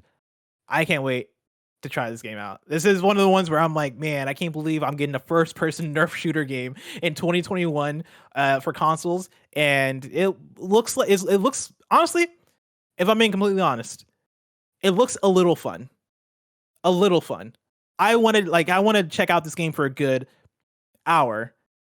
And like Okay. if I get addicted to it, I get addicted to it. I don't necessarily expect greatness that's from a one more Nerf hour game. than you give a lot of other games. So That's I mean, true. that's something. That's more than some other games get. Exactly. That's like just a few hours less than I'll give a Days Gone. Why? Why are you like this? Why are you the way that you are? Why Every was Days time I try Gone to the make way that it something was? fun, you make it not that way. Well, you know what? I mean, there were a lot Days of problems. Gone I mean, I made, think they didn't made have. it not fun. They sort of overscoped the narrative. I think there's like 8 twists in it. Like just the melee combat's pretty good though, nice and crunchy. In Days Gone. Yeah, and take it back to those figures. This is a good time. Jan, what you been playing? I'm playing some PS Now stuff. I won't talk too much about that because I want to save it for PS. We played this PS Now edition, but I've just been like, if you guys got suggestions for PlayStation Now, I have just been taking random suggestions because there's a decent amount of games on there, and I'm not familiar with all the titles, so I'm just kind of throwing up random stuff as people let me know about them. But I'm usually like streaming that a little bit here and there. Played like a bit of Acted Out, that old charades game. Still pretty fun, even though some of the references are like too old for me to On know. Like what PlayStation TV Now? shows. Yeah, Acted That's Out. fun. Yeah, man, we're acting it out. It's fun. I'm having a good time. Like the whole family's involved. Fun for the whole family on PlayStation Now. Anyway, but I haven't really been digging into too much else because I just finished Far Cry 6. I think I finished it on, I don't even know. It's all a blur. Over the weekend, Friday or something. I booted it up as I was digging into PS Now stuff. I downloaded Horizon and I'm like, you know what I want? To delete this 100 gigabyte file from my console. And again, I've had fun with Far Cry 6. I was on the review. I enjoyed my time with it at that time. And I feel like I had my fun, but then there was still more of the game left. So I had to make the decision. Do I keep going? Do I hate finish this even again? And I liked the game. I had fun, but do I want to keep playing to finish it and sort of sour a bit of that fun I had? And you already know what this answer is. It's always yes, because I have a compulsion to finish games when I'm close enough. And I put so many hours into it. I know people are going to say, oh, that's the sunken cost fallacy. Like you actually should, it's not beneficial to do that. I don't care. Okay. I rolled credits and I felt the glory and, it meant something to me. And I put in another, I don't even know, 5 to 8 hours into the game, but I finally did it. Was it worth it? You know what? It was worth it. I did feel a joy having finished it. And I just know that it was going to I just didn't want to live in a world where I didn't finish it because there's going to be more Far Cry games coming out. This is finally, this is my first Far Cry game. It's like my full perspective. I wanted the full perspective. I really wanted to know it and go through it all. And I did it. And I felt pretty accomplished by the end of it. Also, man, a lot of people worked on that game. The credits went for well over 30 minutes. Well, I had to start fast forwarding and it was still going. So and that's just the people that were included on the credits. Because I don't even know how comprehensive that was. But yeah, I finished it and now I can almost delete it. I'm keeping it right now really quick because I want to help Greg with one of the multiplayer things because he's trying to go for the platinum. I don't know if people know this. He's trying to go for the Far Cry 6 platinum? Yes, he's working on the platinum. And it's funny. That's kind of why I played it too, because I went on my PlayStation and for context, I really don't have that many friends on PlayStation. I only have a handful of colleagues. So I have everyone that's on this call, Greg, a few other people. That's it. I don't have anyone on PlayStation. I don't be playing multiplayer games. Dude, but so I jealous. keep seeing I need to purge my friends list. Yes. Same. Once upon a time, I would befriend everybody on PlayStation, and like I stopped doing that after a while. But my PlayStation friends list is still so bloated, and I don't know who most of those people are anymore. We need That's how my to get Switch one is. what was it called? Like the Greg Miller company. Greg or Miller whatever? Industries. Yeah, Greg Miller Industries back together to delete all of our friends lists. Yeah. God, I would love it. Yeah. Like that's what my Switch one ended up being, because like you can barely even play multiplayer stuff on Switch anyway. So I'm like, oh, to me, this is just like people who are interested in my like content and stuff would just add me. And I'm like, that's fine. You can see like what I played in the hours. And like, that's kind of the extent of us being friends. But on PlayStation, I use it more for practical stuff. But I keep seeing the little card, the stupid little card being like, Greg is joinable on Far Cry. And I'm like, I need to finish that game. So I went in and I finally finished it. But yeah, that's what I've been playing. I have to now pick what my next move is from here. A lot of stuff's on the table. I'm looking at on GG at my playing stuff. Barrett, I do list Psychonauts 2 in there. I have not reinstalled it, but it is listed. House of Ashes is still floating in the ether. Forza Horizon. I'll finish House of Ashes. But I have to finish that with my brother, so it's like I got to figure out when we're gonna sit down and do it. Like it's Did like you a not whole finish thing. The Forgotten City, by the way? No, I want to restart that with my boyfriend. But TBD on when we'll do, because again, I got to figure out when have time to do that. Mm-hmm. But that's floating in the wind, and then like Toem's sort of there as like a chill thing. So I'm sort of looking at a lot now that I accomplished this big hurdle. I guess my next thing, honestly, is probably just Horizon though, because I really need to start chipping away at that. So I think that'll be. But then I want to finish some. I'm a mess. I don't know what I'm going to do next, but I have plans. That's what I've been playing. I'm very excited to hear about these plans. Next week, you're just gonna be like, I went back to Overcooked. I just started playing a bunch of Overcooked. Well, okay, here's the thing though with Overcooked, because I actually do need to go play it again with Maggie, because she doesn't have the platinum. This is like the worst thing about like how this trophy is specifically constructed. I played the whole game with her, and she got some of the trophies, but not all of them for some reason. Like, so we have to go back and clean up her trophies as with her as player one, because they only gave me all the trophies as player one. She didn't get all the trophies, even though we were playing the same thing and doing the same task. I don't know why.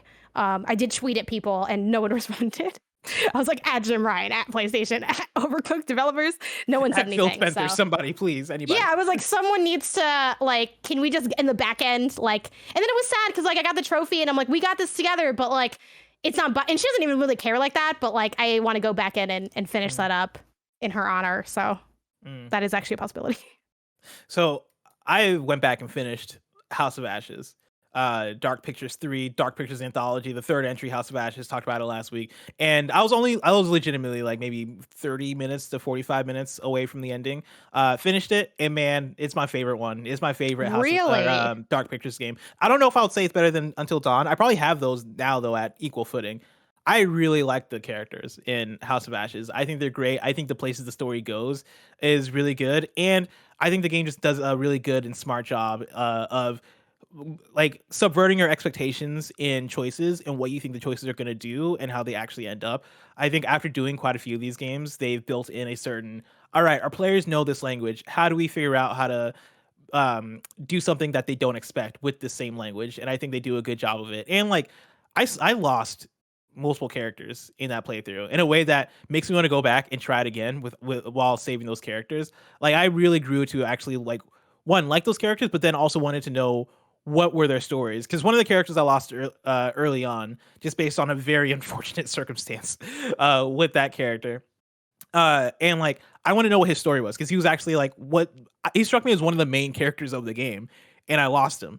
And I feel like I would have had like a lot of dramatically different scenarios if he was still around, and I really want to know what that was. I'm pretty surprised that even without that character, the game was still as good as it was.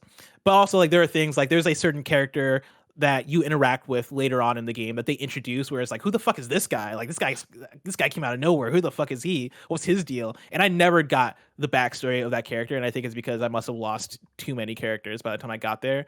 So like that's like one of the things that I wish was handled better. I wish they would have found a way to like clue me into who this baddie is. When I say baddie, I mean like literally like bad guy, not like baddies and like good looking character, even though I guess, to each their own. Either way, I want to go back and see like what now we need to do Dark Pictures Anthology, ranking the characters based on hotness. Oh, they're all number one. They're all hot characters.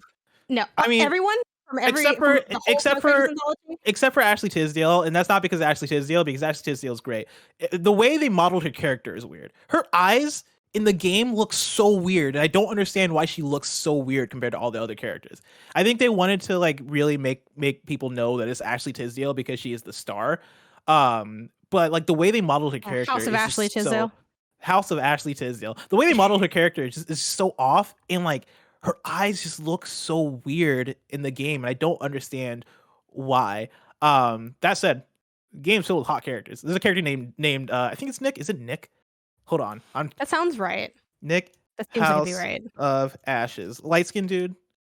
Yeah, it's Nick. Yeah. Was it the? Well, I don't want to spoil anything.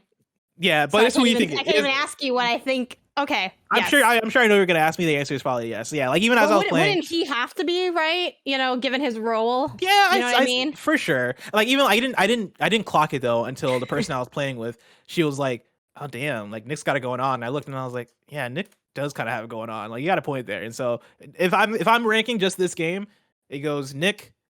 I think his name is Eric. Eric is like the other like main character type character. If you remember who I'm talking about, Nick, Eric, and then everybody else.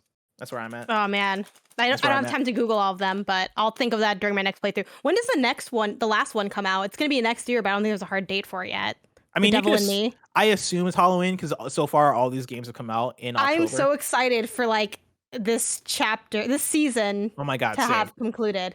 I'm excited for this next game because the premise of it seems insane. Have you seen the trailer for it? Yes, I have. Where it's like, can we talk? I think it's okay to talk about the trailer, right? Like, I feel like people. Yeah, will I mean, see I like held off until I beat the game to watch the trailer because I'm that kind of nerd. But it's a trailer. It's out there. It's on their YouTube, and so yeah, we can talk about it. If you don't want to hear about the trailer, skip forward 10 seconds. The fact that it's like Saw. For people hardcore enough to, I like to imagine who would be skipping for this. Whether you're hardcore enough into it that like you're not already immersed in all the news, but you're like also not interested. You know what I mean? Like, I don't want it spoiled, but I'm also not paying attention. I didn't play this game during the launch month, but I'm still so engrossed in the dark pictures that I don't want to know what the next game is. Yeah, the trailer. Anyway, go ahead. Five people, but the fact it's Saw. Like the premise seems like it's going to be like Saw, where it is crazy person. You play a game, we're watching a screen and talking all creepy to you. I'm so into it. I feel like this is another spoiler for like a different game, but okay, I won't mention the game instead. But if you played this game this year, then you know what I'm talking about. But it falls into that classic like horror thing of like the trailer shows them kind of constructing like creatures or humans from like other pieces. Like it's kind of like part machine, part man. And the big thing is that it seems like it's going to have the characters from across the other games, which I have mixed feelings about, because on one hand, I get why they're doing that, because they're trying to like, which I'm surprised they're even doing this, where they're splitting the 8 games into season 1 and season 2, which they did not announce that they were going to do before, but like that's how they're doing it seems. So I get they're trying to put a bow on it, but I feel like I'm kind of tired of these IPs and these franchises refusing to let their anthologies just be anthologies. Like they have to have a connective thread and draw this deeper meaning. And I'm like, that's not what you pitched me on, nor is that necessarily what I wanted. That said, it could still be a good game, but I had that same frustration with, again, light spoilers. What If kind of does some of that, like Marvel's What If, where it's not enough to just have they have to draw a deeper meaning. And I'm like, why? Like, is it because it couldn't stand on its own? A little bit, because like What If was a bit of a mixed bag. But anyway. Here's the thing. When I finished House of Ashes, there's like a credit sequence that plays in the game that made me wonder, like made me think about, oh, what if they brought it all together in an exciting way? Because like during the credit sequence, they introduce a couple of characters, and I don't think they're from any of the other games, but they struck me as like who are these guys? What, like, have they been introduced? And I don't realize it. And I looked it up and I was like, no, they're not from anything. But I wonder like where they're taking this. They do some interesting things in that credit sequence, and like toward the end of House of Ashes that makes me that piques my interest at the very least. I'm with you that not every anthology needs to come together in some way, but yeah, I'm curious about what they're taking it. Sorry, I'm excited that it's going to be more like traditionally horror, because I do think like House of Ashes, it is very different, and some people are like, I love that it's different. I think it's different in a good way. And then some people, like, so far my camp is, I think it's different in a worse way, which seems to be like the less popular take from what I've seen of people that care about these games, because there's also people that just don't like them and they don't pay attention to them at all. But yeah, I'm excited to finish it. And then again, I'm married to this franchise. This is going to follow me for the rest of my career, and I'm excited for it. Let's go. This in like Wheels Interactive, I'm like, cool. I'm playing any single thing they release. Also, Late Shift. When are you playing Late Shift? When I get time, I'll play it. I'm into it now. When you have I don't like that. No, that's not good enough. Try again. Well, I can't just create time. We got all these games to play. You're out here giving an hour to freaking Nerf whatever. No shade Nerf Legends. I know Nerf Legends is listening right now. Like, don't fuck this up for me. But, don't talk your shit. Yeah, it's a short game. It's like 90 minutes, 2 hours. I'll find time. Maybe I'll play it with a friend. Maybe like we'll like co-stream it or something. And also they for Snow Michael and them, they didn't stream it. I thought they streamed it. Turns out they streamed the complex. And it turns out Nick liked the complex. I don't think Mike liked it, but I think that means that they might still stream Late Shift. And so maybe when they stream it for KF one day, I'll just let me know, because that I will probably try to pop in for if I can. Hell yeah. And then also another thing I've been playing, or another thing I played a little bit, was the Operation Tango challenge room stuff, because they added that in with the free update. And like me and a friend hopped around in that a little bit, and it was fun. Like they're very short challenge rooms of, hey, here's a room, figure out what to do with it, and you can go for like time medals. And so like if you do it in under a minute, you get a gold medal. Under 2 minutes, you get a silver medal, stuff like that. And we only did a few of the rooms before we popped off, because we just wanted to play something after finishing House of Ashes. And it was a fun time. I was pleasantly impressed with it. I kind of wanted to go back to it, but like it doesn't seem substantial. Like it's not like new story stuff. It's not like here's a big pack of levels or whatever. It is like very mini challenges if you just want something to like fuck around with, and like a quick challenge for you and a friend to go through. It's pretty fun. And so if you have Operation Tango, which you should because of PS Plus, if you're looking for something to do with a friend, I'd say it's worth checking out. Now, speaking of checking out things, Barrett, Courtney, you checked out a couple of games. Yeah. I have an update on Forgotten City, because we mentioned that last week. I think we had played like the first hour or so of Forgotten City, because quickly when I booted it up, Alyssa was really into it, really liked the premise. And I think it was like later, it was like a couple of hours after we had recorded PS I Love You that week. We went back and we played through the entire rest of that game that night. That game's really cool. I really enjoyed it, and Alyssa really liked it as well. Of just like going through this whole like mystery of like who's the one gonna perform this cardinal sin that's gonna turn this entire city into gold and all of this stuff. I really liked that aspect. Like I said last week, it felt like a premise of a Doctor Who episode almost, especially of like your character kind of being this time traveling kind of thing going on here. And yeah, we got like 2 of the 4 endings. We got like the second of the kind of like 3 like mini endings, and then we got like the main like true ending essentially. And yeah, I really enjoyed it. I don't know if it'll be on my top 10 list honestly, but I did think it was a rad game, and it was a fun time to spend like with Alyssa, who barely turns her head for any video game. So it was cool to like play that with her, and have her like make a lot of the decisions, and even have her like pick up the controller. And she is infamously not great with first-person games, because she's like, I gotta walk around and control where I look at the same time. I can barely do that in real life. And so, having her play for a little bit, but then getting to a part where you have to use the bow and arrow, and she quickly gives it back to me. She's like, no, you got to do this. Sorry. And so I think that was the really fun aspect. It was like experiencing that with her. Yeah, I would. Of the time loop games, calling back to the Blessing show, I definitely don't think it's the weakest time loop game this year. I thought it was really cool, really fun, and yeah, people should check it out. If you have Game Pass, I don't think you have an excuse really anymore. That's how we checked it out. So yeah, I definitely recommend it. One of the things I mentioned in the Blessing show about the time loop things is that like Forgotten City, I think, sticks the landing the best out of all the time loop games this year. And like I think the place where that game goes, and the way they like wrap that shit up, I think is so good. When stick the landing, do you mean of like how it wraps up at the end? Is what you're saying there? Because I would put it on par with Deathloop, and I think they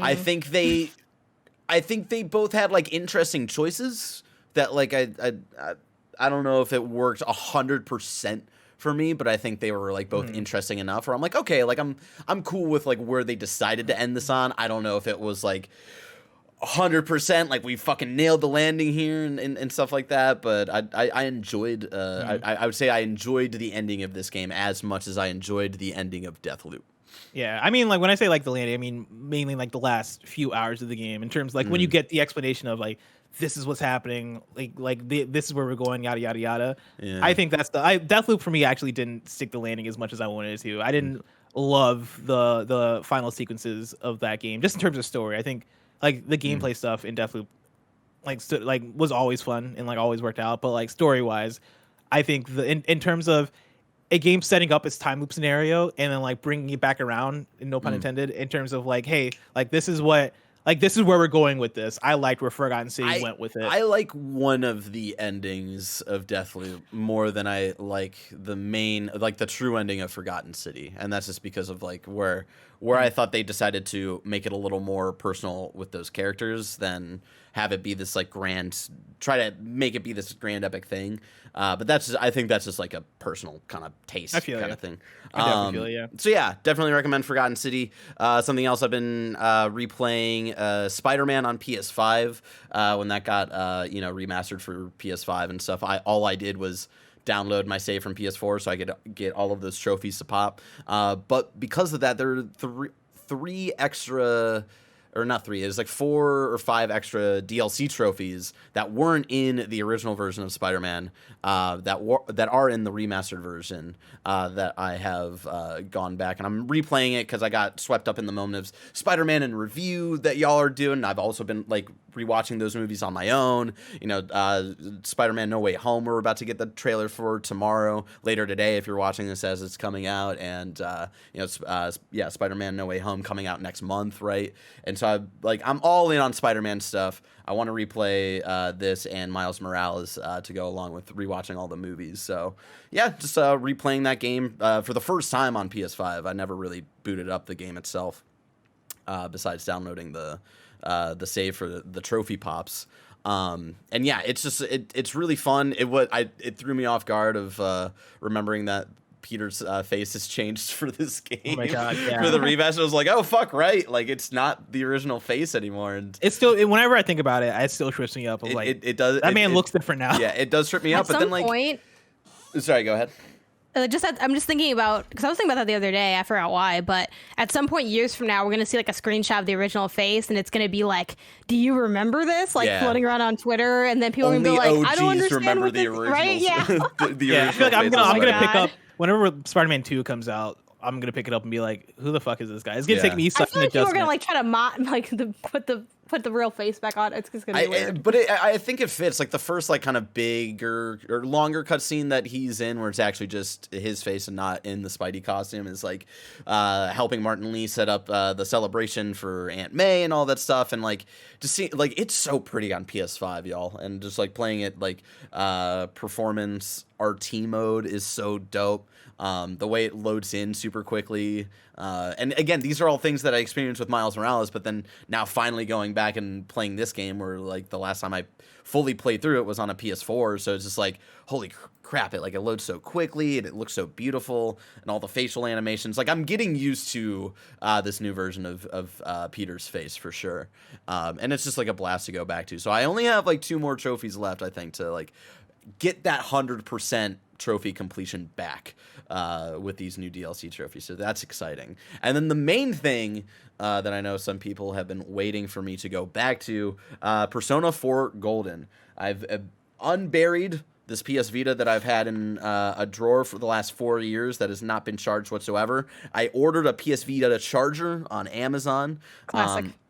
Had it charging for like 5 hours, and it finally turned on. It finally worked. That was something I was like, we'll see if this works. Like it hasn't taken a charge in 4 years, so let's see if it actually boots up. And it booted up. Reformatted it because it was like an old friend's Vita, so their account was still on there. So I like reformatted it, logged in on my own account.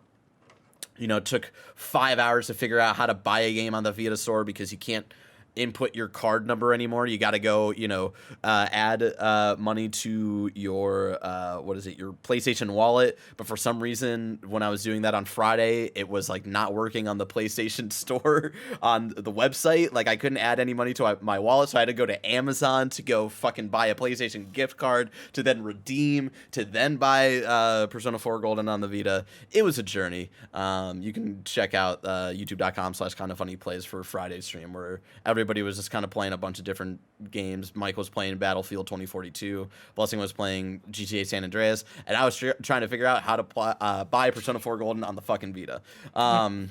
So yeah, booted it up. I played the first 8 hours back in like Hell yeah. January when I was originally planning on streaming through that entire game, and I think just like playing it on PC, playing it on stream with like kind of relearning Persona things where it's like it's similar to, you know, Persona 5 mechanics, but it's a little older, so you have to like kind of relearn of like systems and, you know, how, you know, balancing works with different personas and different shadows and all that stuff. So it was like a lot to take in on stream, and so like I gave up on streaming it, and then I was gonna try to just play it on my own time, but then like kind of being locked to just like being at my desk, like playing it on PC.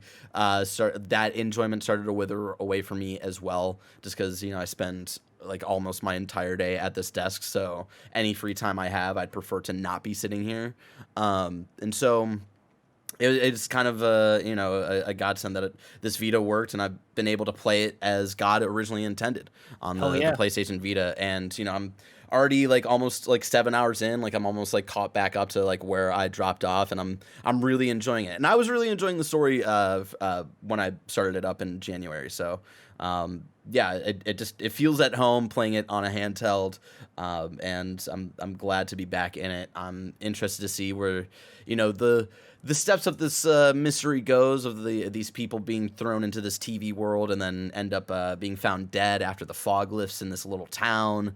I'm into the murder mystery aspect of all of this. I'm excited to see where it all kind of lays out. I like my crew. I like Yosuke. Speaking of, you know, Spider-Man, you know, my boy Yuri Lowenthal voicing Yosuke. Oh, so yeah. it's really weird to go back and forth between Spider-Man and this and being like, yeah, you're just the same voice. guy. That's the true way to play it. Yeah. Like that's the actual order that you're supposed to play it in. And I'm really enjoying my time. I'm glad to be back and fully giving this game the time it deserves. So there's something special about playing a game on like the designated true piece of hardware that it's meant for. Like I playing remember it on the tiny little Vita OLED screen, like it just looks so pretty. It looks so good, and like, you know, it feels so at home. You know, I feel like there are very few video game experiences like that, right? I think it is playing Mario 64 on an N64. It is playing Breath of the Wild on a Switch. I remember playing that the first week and being like, oh my god, and I know it was a PlayStation podcast, but still, that shit was tight. You know, it's like playing like Miles Morales on the PS5 for the first time felt super special, right? And I think playing Persona 4 Golden on the Vita is definitely one of those of like, this is a marriage right here of hardware and software that can't be beaten. And I'm glad to be back in it. And even though I have kind of the main twist spoiled for me, and I forgot I had it spoiled for me, and then I got reintroduced to the character that's involved with that main twist, and I was like, fuck, that's right. That was one of the other things that soured me on continuing my playthrough. But even with that knowledge, like I'm getting more invested in just like hanging out with these characters and seeing how we get to that twist. That's what I'm in for it now. So I'm excited to continue it. I'm excited to just have this Vita now as well. Like now this is just going to be in my regular rotation. What else did I buy here with the $50 gift card that I had to buy on Amazon? I think it was like the Ratchet and Clank. How generous of you to yourself. Yeah, it was the Ratchet and Clank collection with like all the OG PS2 games, I think is what I got. So if there's any other collections or like nostalgia games from like the PS2 or PS3 that are available on the Vita store that y'all want to recommend, send them my way. My recommendation: get Severed. Play some Severed. The game needs more love. I don't think you need to play Severed. Oh, It's Severed is just okay. such a good. You like Guacamelee though, right?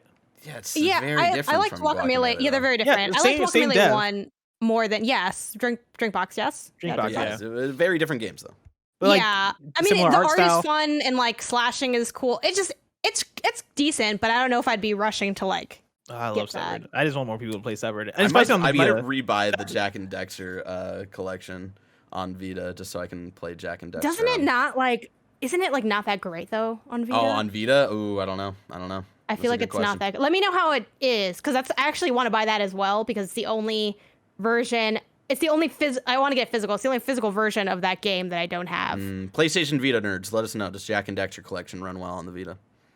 Let us know. I'm gonna play regardless, but Let's get into to building the list. Of course, this is our segment where we create a list of 100 recommended indie games or PlayStation store games, downloadable games. I don't have a clean word for it, but you know what we're talking about. We're creating a list of recommended hidden gem or must play PlayStation indie games. I bring a title, Janet brings a title, the audience brings some titles, and we make our list of 100. Right now, we're at 20 games. I'll start off with my pick for this week. My pick is a game called Jazzpunk Director's Cut.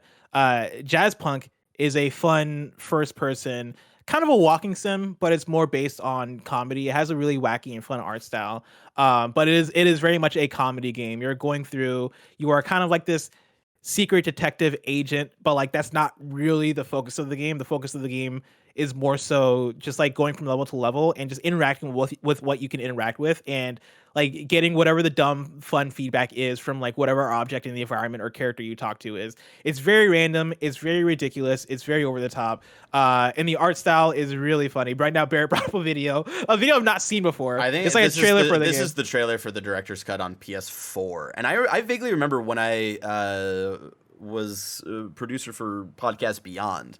I think we had like the director of Jazzpunk in for an interview.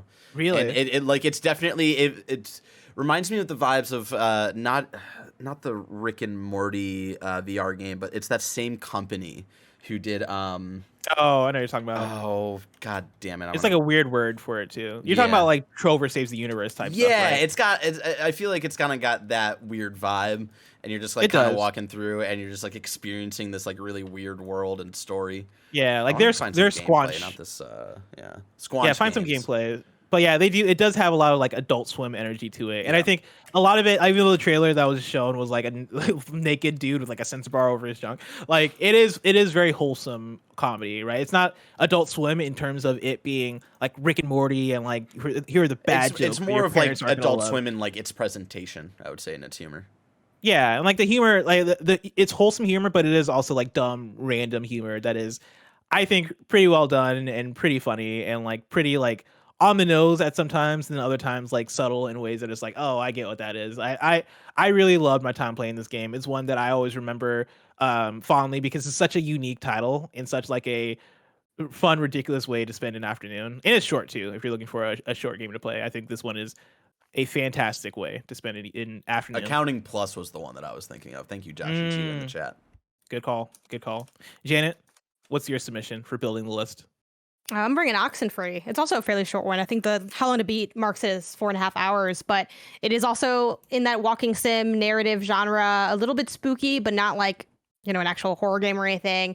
And it's a classic, teen type story, but it's not cringy at all. It is one of the few teen stories that I would argue, has zero cringe. It's spooky. Impossible. It's fun. It's There's a bit of mystery. No, I've played The Artful Escape. I've started both of those Life is Strange games. Have you played Oxenfree? No, I haven't. If you play it, I challenge you to send me something that you think is cringy from this game. Let me know, because I feel very confident. And I've played this, I think, a couple times. I love cringe mode. Yes, I love cringe. Oh my god, can that please be a segment? But anyway, I digress. So it's got like a lot of fun to it in that you can sort of explore, and there are like these kind of pseudo collectibles with like a big part of the gameplay is like tuning your radio to like pick up frequencies. You kind of end up on this island that you go like, oh, we're gonna go party on this island, like we're just chilling, we're gonna like drink and smoke and stuff, and then all these mysteries start to unfold. It gets really eerie. You have really weighted choices to make, and one of my favorite things about this game and its narrative design is, and a lot of games do this, but I think it does it like almost the best I've seen it done, honestly, where you don't have to respond to things. So there are times where I'm like, you know what, this is stupid. I don't want to, play this game. Or you can just walk away. You cannot respond. It just feels really like natural. It's some of the most natural writing I've ever experienced. And the places it goes are like really highly emotional and eerie, and it's just so compelling. It is honestly one of my favorite games ever. I love this game to pieces. If you did play the Night School's next game after this, which was After Party, I will say this is notably better than After Party. Not that After Party wasn't good, but this is just like, I think, them at their height, and I think that's why we're seeing Oxenfree 2 is going to drop in the future as well. So another reason to go back to this is to gear up for that sequel, which I'm hoping is going to hit these highs. But yeah, it's just completely fantastic. If you like story stuff at all, you have to play this. It is like some of the best that I've ever experienced. Hell yeah. Of course, you can go to patreon.com/KindaFunnyGames where you can write in with your submissions for building the list, just like Adam Hood did. Adam Hood writes in and says, The Last Campfire. It came out last year, but not many people played it, and I loved it. It's just a cute Wii puzzle game. They say Wii as in WEE, not the Nintendo console because it's a PlayStation podcast. So it's just a cute Wii puzzle game and is relatively cheap. Simon Cardy gave it a 9 out of 10 at IGN. Definitely worth checking out. This is one that I wish I made time for when it came out. Because I remember seeing it and being like, oh, that's from Hello Games. And then like I never played it. But it's I've also heard an good Apple things. Arcade if you're looking to maybe Janet, get this is it a PlayStation cheaper. podcast. Just in case, if it's that or you're not going to play it at all, I feel like there you go. But yeah, this is also one that I want. No, I want to check it out, but like I didn't have time for it either. Yeah. So It came out yeah, at a I'm busy hoping to time. dig into it. It did. It was like near the end of the summer, and the summer's always got a lot going on. Yeah, but August. I like the overall conceit, so I'll definitely be checking it out. Hopefully sometime soon, because I really want to go through the stuff on this list that I haven't played before. And then Kebabs writes in and says, Journey. It's Abzu, but in the desert. Hidden gem. Kebabs also has been riding with Journey for like every single week for like the last 5 weeks, to the point that we had an episode, Janet, where me and you like we did Pathless and Abzu, and I think we were both just making fun of Journey. We were both like, yeah, Journey's overrated or whatever. And that the week after, Kebabs wrote in and was like, I've given up. You guys are never gonna pick Journey or whatever. And then he then the week after writes in again and says, Journey's my pick, as if that didn't happen in Kebabs. I read through all the submissions, Kebabs. While it's like, oh, maybe you didn't hear it. No, I heard you. No, I heard you, anyway, Kebabs. I read everything you put in. I will say, I think, Journey, clearly, like, it's a huge part of, like, PlayStation culture. A lot of PlayStation fans love Journey. I'm not one of those people, but I acknowledge you. I see you. I will say, on one hand, I'm like, I think it'd be weird to not have Journey on a list like this. But on another hand, it would have been kind of fun to not have Journey on a list like this. So it's a bittersweet moment for me, but we welcome your submissions. We welcome your submissions. Of course, it's not all about us, right? That's why I love getting submissions from the audience, because we get a diverse array of tastes.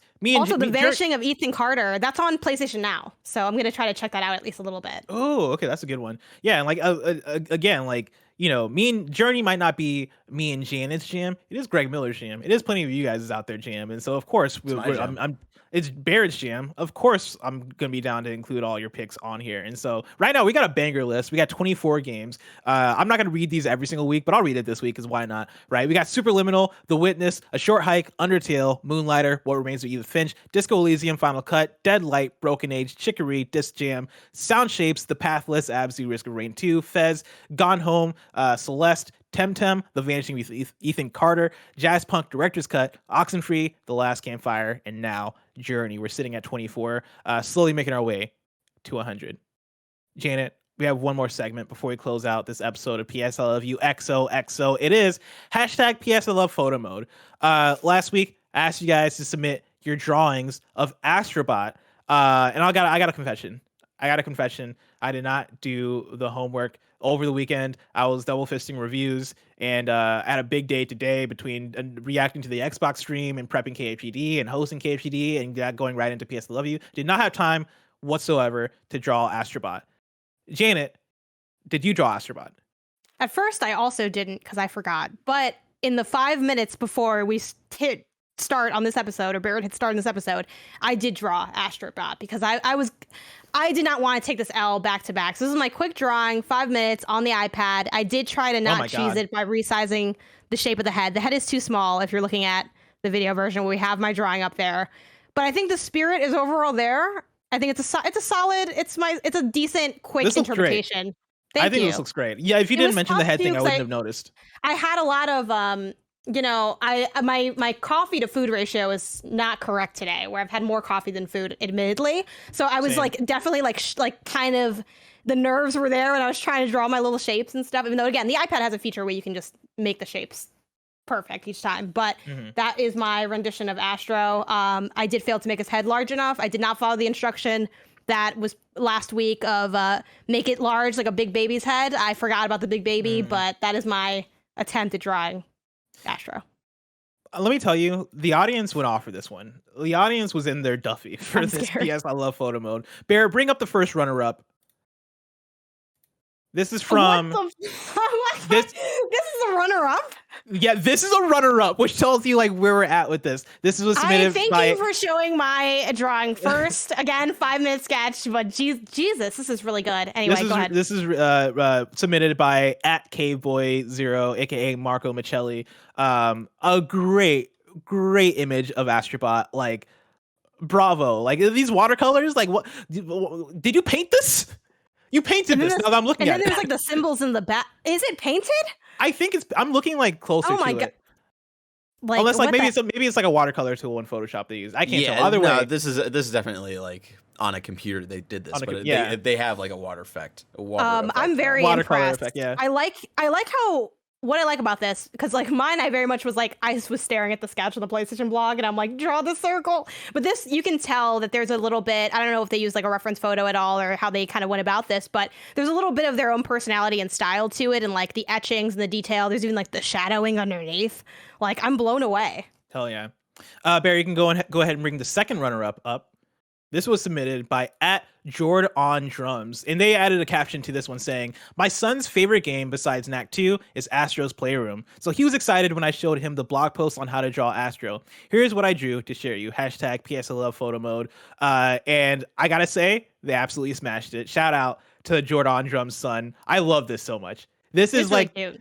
this is it. Like, this is some shit I would put on my fridge. Like, if my son drew this, I'm like, cool, we're displaying this shit, because like they went off. Shout out to JordOnDrums' son. And then we got one more, the winner. Barrett, go ahead and pull it up. It's fucking ridiculous. This is from Infinite Corpse Wow. on Twitter, and I don't even. If you're listening to the audio version, switch over to the video version to see what they did. I don't even believe like they did this. I'm like, what? And also, what? like the caption here, let's keep it simple. Come on. Let's keep it simple with a heart emoji. What PlayStation marketing page did you copy and paste this from? This looks too good to be true.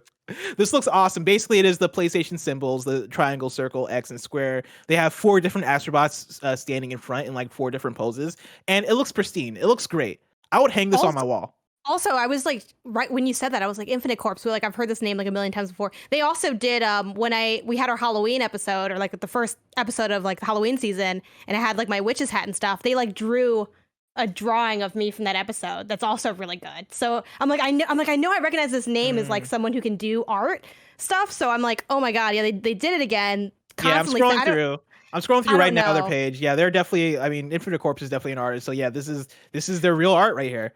I also like from like, you know, going back to like their submission for this, I like that they had, thanks for pulling the picture of the drawing of me. I think it's super well done. I like how in their picture of Astrobot, because it's the symbols in the background, he's like sitting in the symbols, like he's also doing the gestures of the symbols, which I think is just so cute and on brand for like how playful that game is, and like what they did with like the, you know, PS5 like game and all the other ones where there's like little bots like playing around and acting things out.